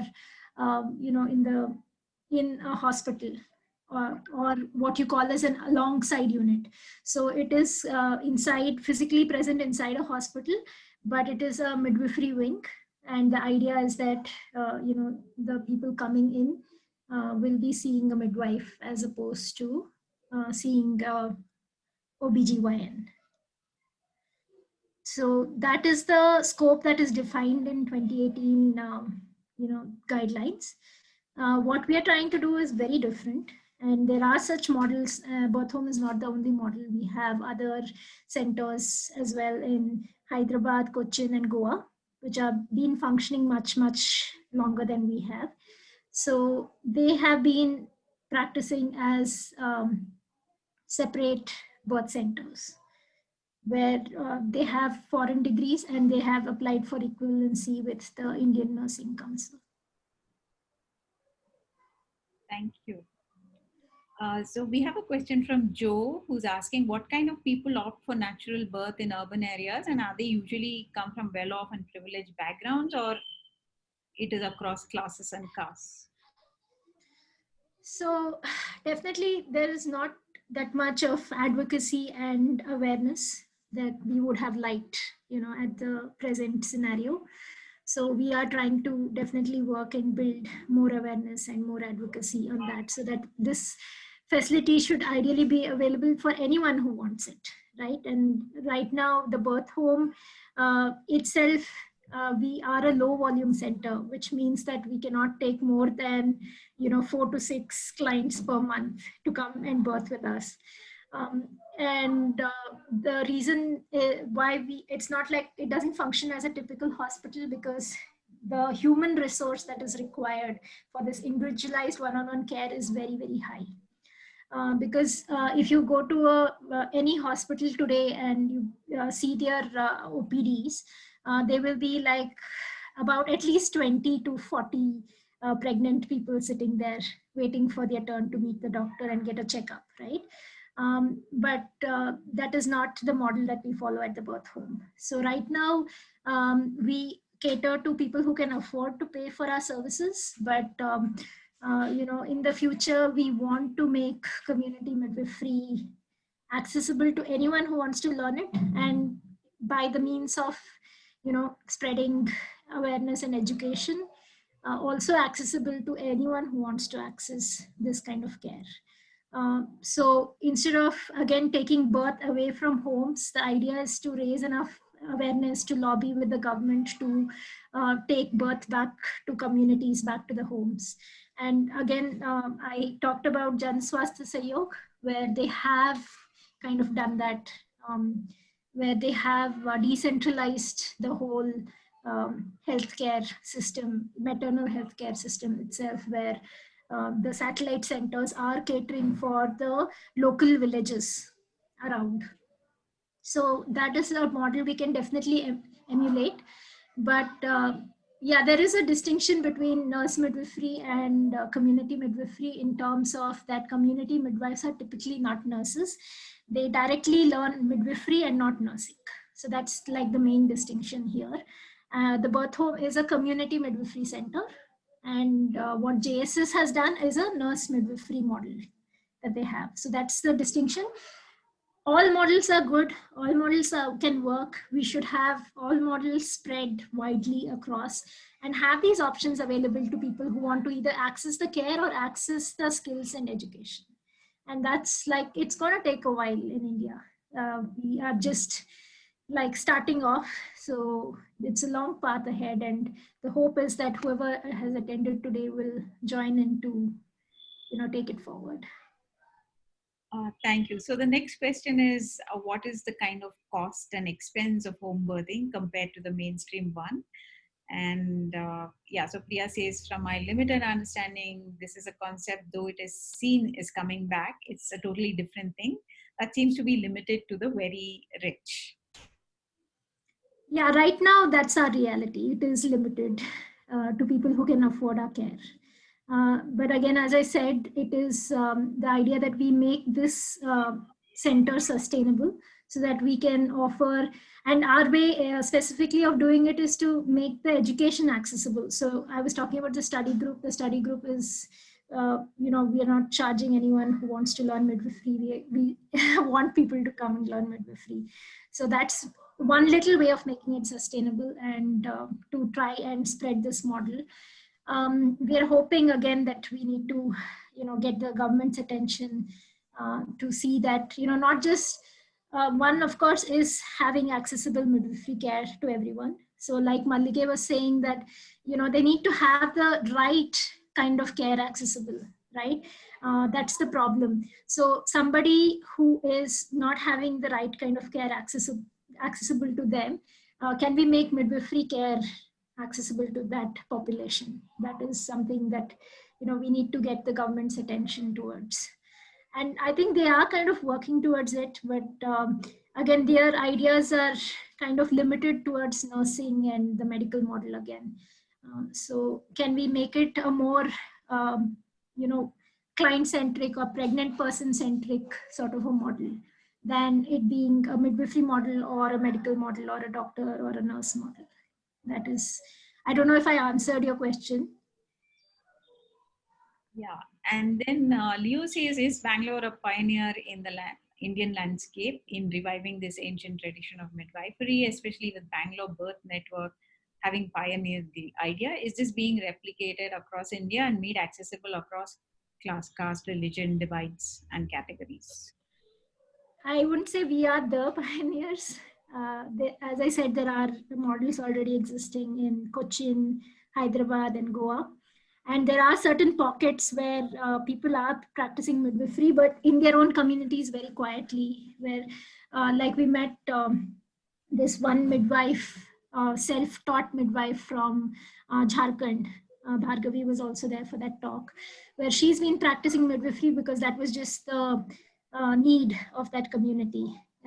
So we are not the pioneers, but we would definitely like to take this forward as much as we can. And again, the more people that join in and the more people that can join hands together, the stronger we can make the case to bring this into mainstream care. And Ava has, she says she missed your initial presentation, but she wonders if you reflected on the type of woman family that chooses to come. You did. Do you think midwives were the traditional Indian type? Would it have this social cachet? She says. Yeah, see, I mean, in your communities, you can definitely practice, right? You don't have to move away from your community to practice. It should be a bottom up kind of a model, right? And we should make midwifery care so accessible that you stay in your community and you're caring for the people in your community. So you don't have to learn a foreign language. You don't have to learn, too many things which are alien to you, but just having those necessary skills, and those skills can be taught again, right? So we are right now reliant on, even the government, nurse practitioner in midwifery, even they are sourcing, midwives from the UK and other places to come and teach us. So right now we are kind of reliant on, foreign talent to come and teach us, but that doesn't mean that, you have to have a certain social privilege. Of course, it's nice to say it, but the reality is very different. I know that. But again, the idea is to sort of dismantle all those privileges and those structures and make it accessible. And I don't, of course, have or claim to have any of the answers or all of the answers, but I think we have made a start, and the idea is to just keep going forward from here. Thank you, Chetna. Something that probably did not come up in this conversation is about the kind of disrespect and abuse women face. It's not just the women who go into public or government hospitals, but even those of us who choose to go to private hospitals. Many a time, it's not just the very subtle disrespect, but a whole lot of very, very unpleasant ways of disrespecting is something that people have been experiencing. And in this context, WHO has very strict guidelines and there are various protocols. Why do you think these are not being followed? This is a question both to you and to Mallige. ಅಷ್ಟು ಒಳ್ಳೆ protocols ಎಲ್ಲ ಇದ್ರೂ ಸಹ ಯಾತಕ್ಕೆ ನಮ್ಮ system ನಲ್ಲಿ ಅದನ್ನ adapt ಮಾಡ್ಕೊಂಡಿಲ್ಲ, ಯಾಕೆ ಅದನ್ನ ಪ್ರಾಕ್ಟೀಸ್ ಮಾಡ್ತಿಲ್ಲ ಅನ್ನೋದು ಒಂದು ಪ್ರಶ್ನೆ.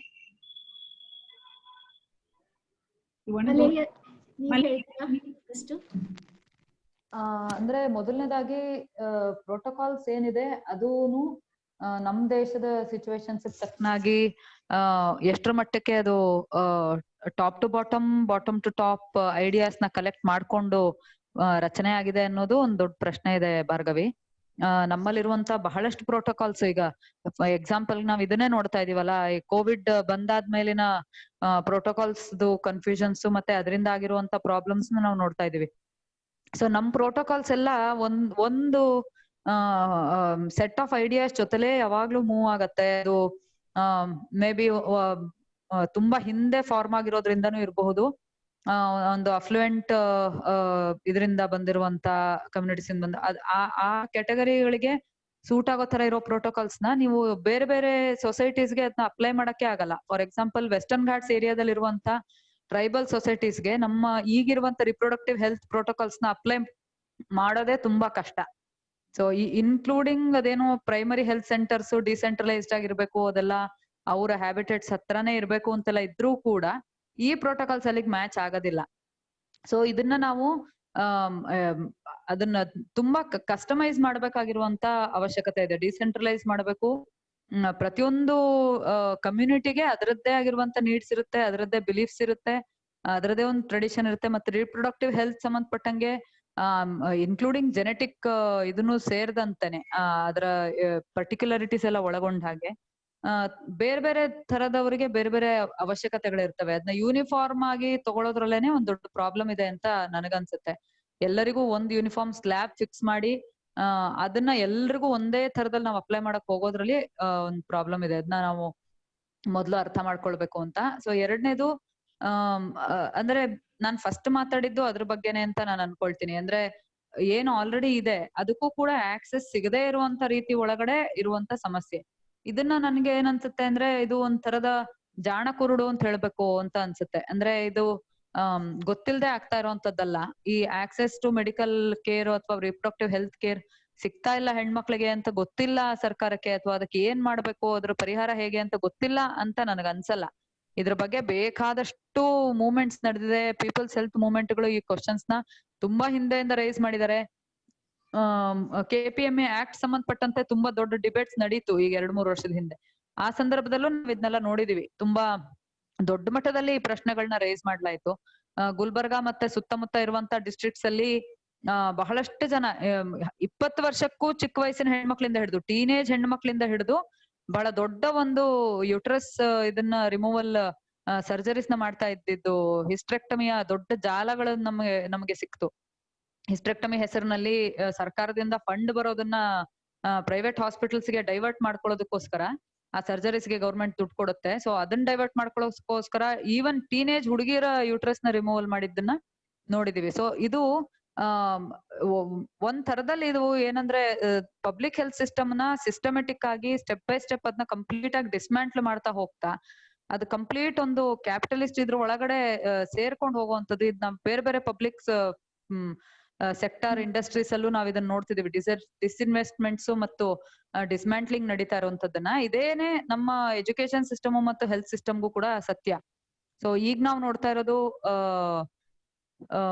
ಅದೇನೆ ಅಂತ ನನ್ಗ ಅನ್ಸುತ್ತೆ. ಅಂದ್ರೆ ಅದಕ್ಕೋಸ್ಕರ ನಾನು ಈ ಟಾಸ್ಕ್ ತುಂಬಾ ಚಾಲೆಂಜಿಂಗ್ ಅಂತ ಹೇಳಿದೆ. ಒಂದ್ ಕಡೆ ನಾವು ಪಬ್ಲಿಕ್ ಹೆಲ್ತ್ ಸಿಸ್ಟಮ್ ಒಳಗಡೆ ಇರುವಂತ ಈ ಲೂಪ್ ಹೋಲ್ಸ್ ನ ನಾವು ಪಾಯಿಂಟ್ ಔಟ್ ಮಾಡ್ತಾ ಹೋದ ಹಾಗೆ ಜನರ ಮನಸ್ಸಿನಲ್ಲಿ ಆಲ್ರೆಡಿ ಪಬ್ಲಿಕ್ ಹೆಲ್ತ್ ಸಿಸ್ಟಮ್ ಅಲ್ಲಿ ಇರುವಂತ ಮೇಲಿರುವಂತ ಅಪನಂಬಿಕೆ, ಅದ್ರ ಮೇಲೊಂದು ನಂಬಿಕೆ ಇಲ್ದೇನೆ ಇರೋ ತರದಲ್ಲಿ ಪ್ರೈವೇಟ್ ಲಾಬಿ ನೋಡ್ಕೊಳ್ತಾ ಇದೆ. ಪ್ರೈವೇಟ್ ಹೆಲ್ತ್ ಒಳಗಡೆ ಇರುವಂತ ಲಾಬಿ ನೋಡ್ಕೊಳ್ತಾ ಇದೆ.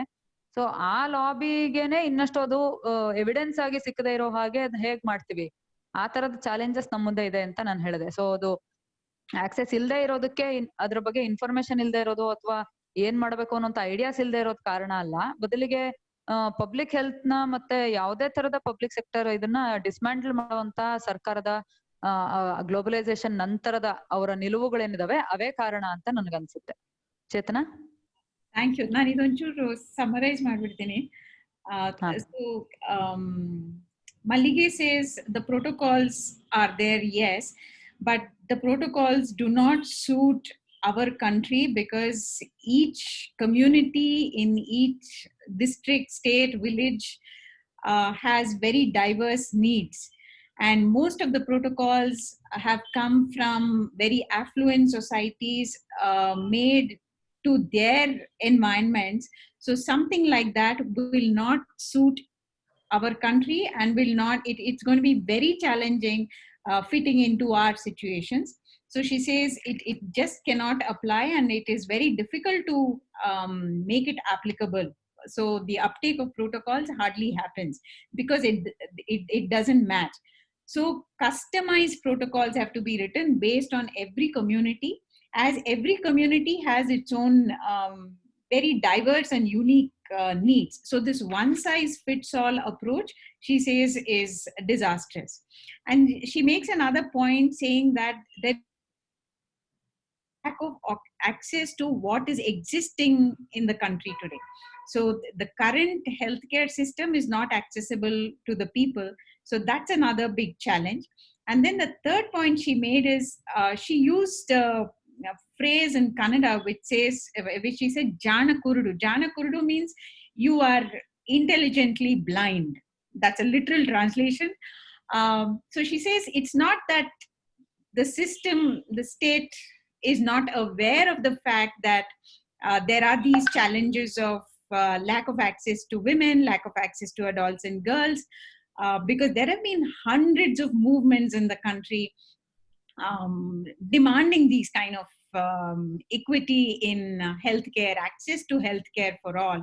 And but despite the fact the state has been largely blind to these demands.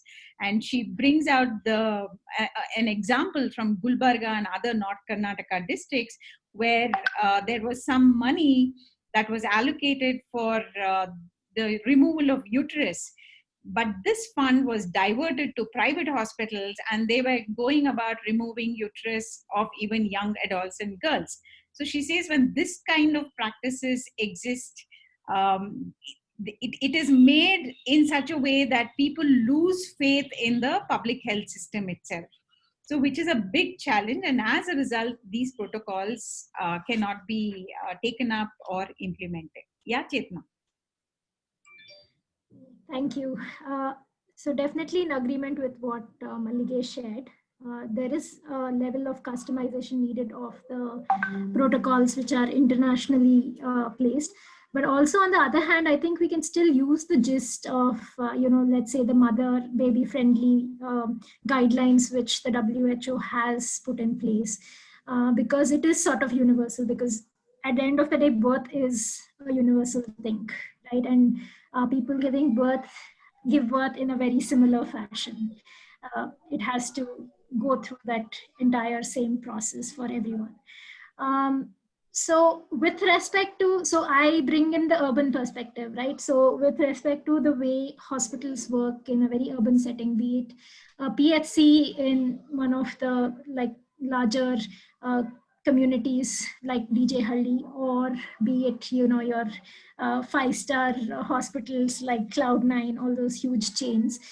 Abuse is prevalent, and there are different levels of abuse, and WHO and all the big organizations, international and also national organizations, have called it human rights violations, because the simple fact that somebody is laying their hands on you, just even touching your hand, forget your vagina, right, which is a private part, so that without your consent, without your permission, nobody should ideally be touching you. So we have heard so many women after women sharing stories where, they went in for their doctor's appointment, and their doctor did an internal check, and without their permission, they do a procedure called as stripping the membranes. So, and which basically means that they are trying to induce labor artificially.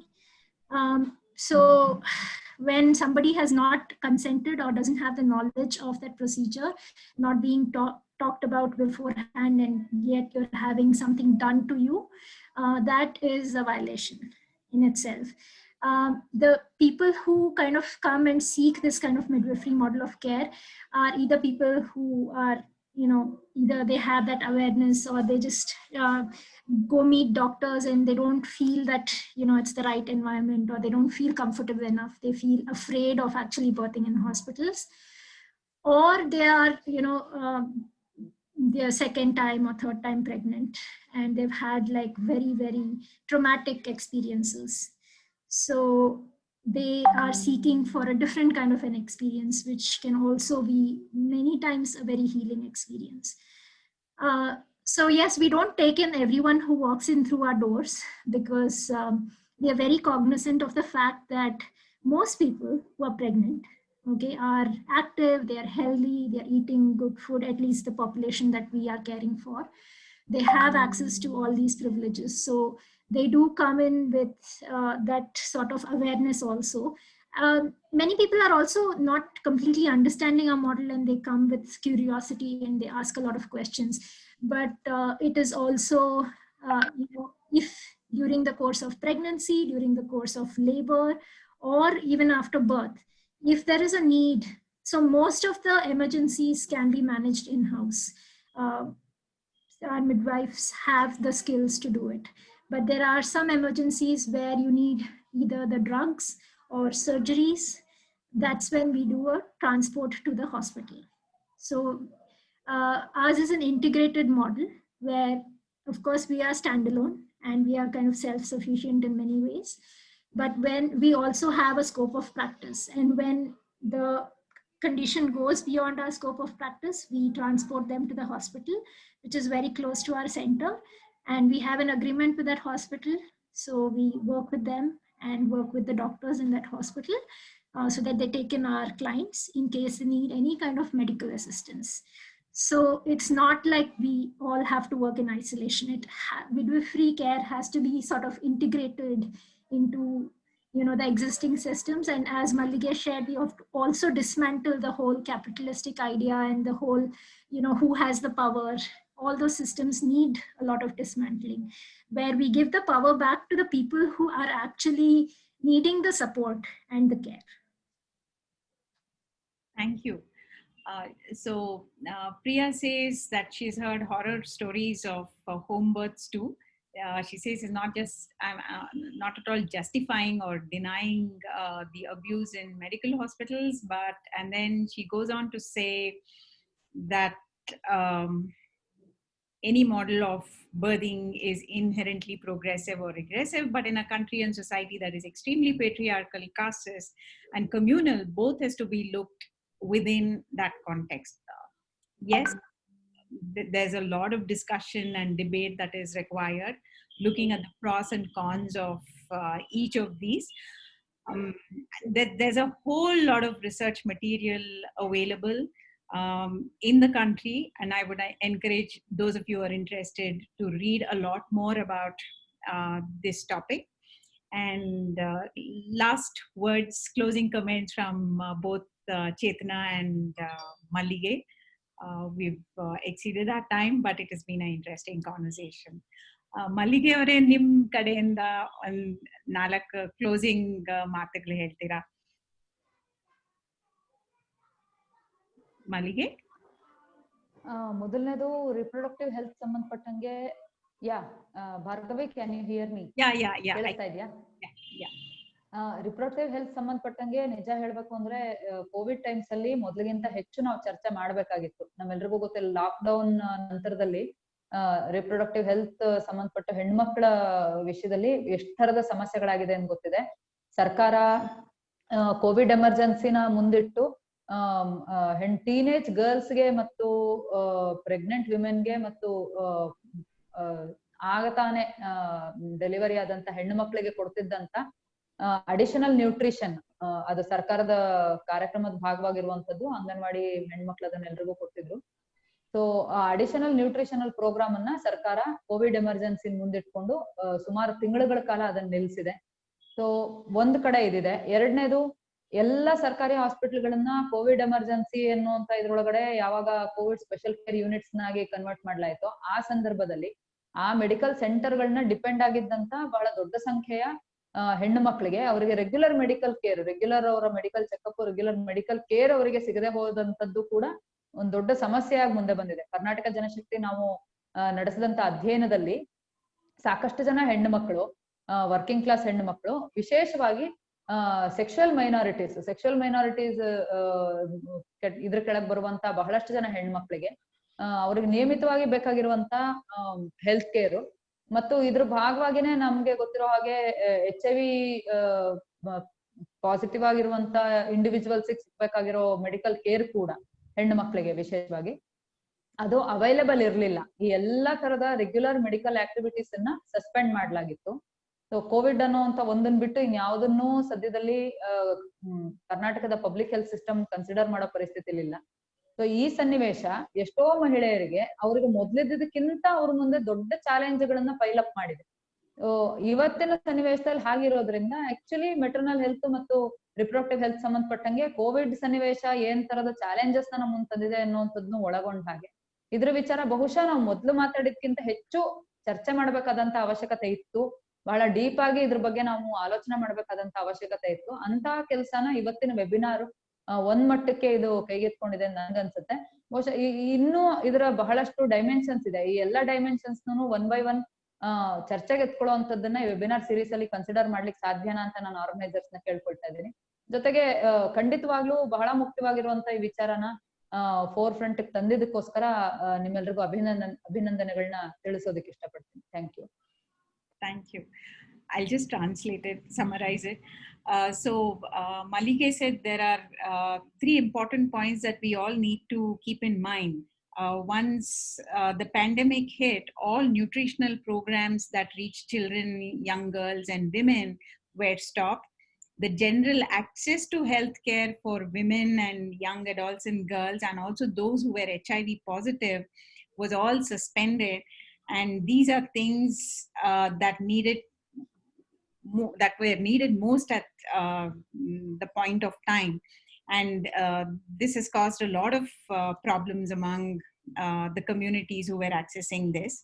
So she says, thanks for bringing these topics as webinar series. There's a lot more that needs to be discussed, which need attention. And she asked if there is possibilities where we can discuss those things.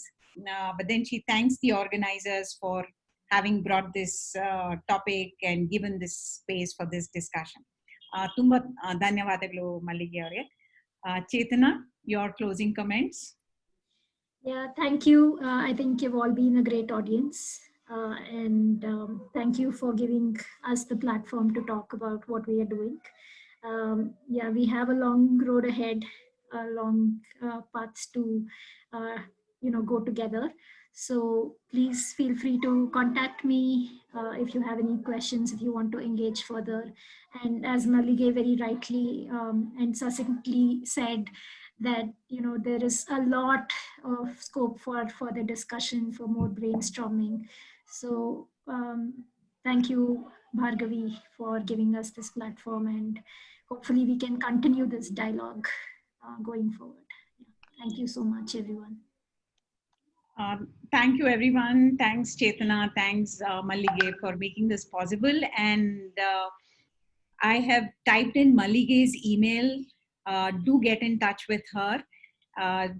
Both our speakers today have been very inspiring. They've chosen a totally unique path for themselves and have been very inspiring. So stay tuned. Next Thursday, we have another webinar coming up, and that is about what it is to be a young farmer. We have two young farmers who are going to be talking to us. Kabir Karyappa, and we have Manjunath from the School of Farming. So do stay tuned. And on behalf of CFA and ESD, I thank everybody for making this possible, and all my colleagues who have been tweeting, who are soon going to come out with a report and taking care of all the backhand support. Thank you so much. Have a great evening. Thank you, Bhargavi. Thank you all. Thanks, Mallige. Thank you.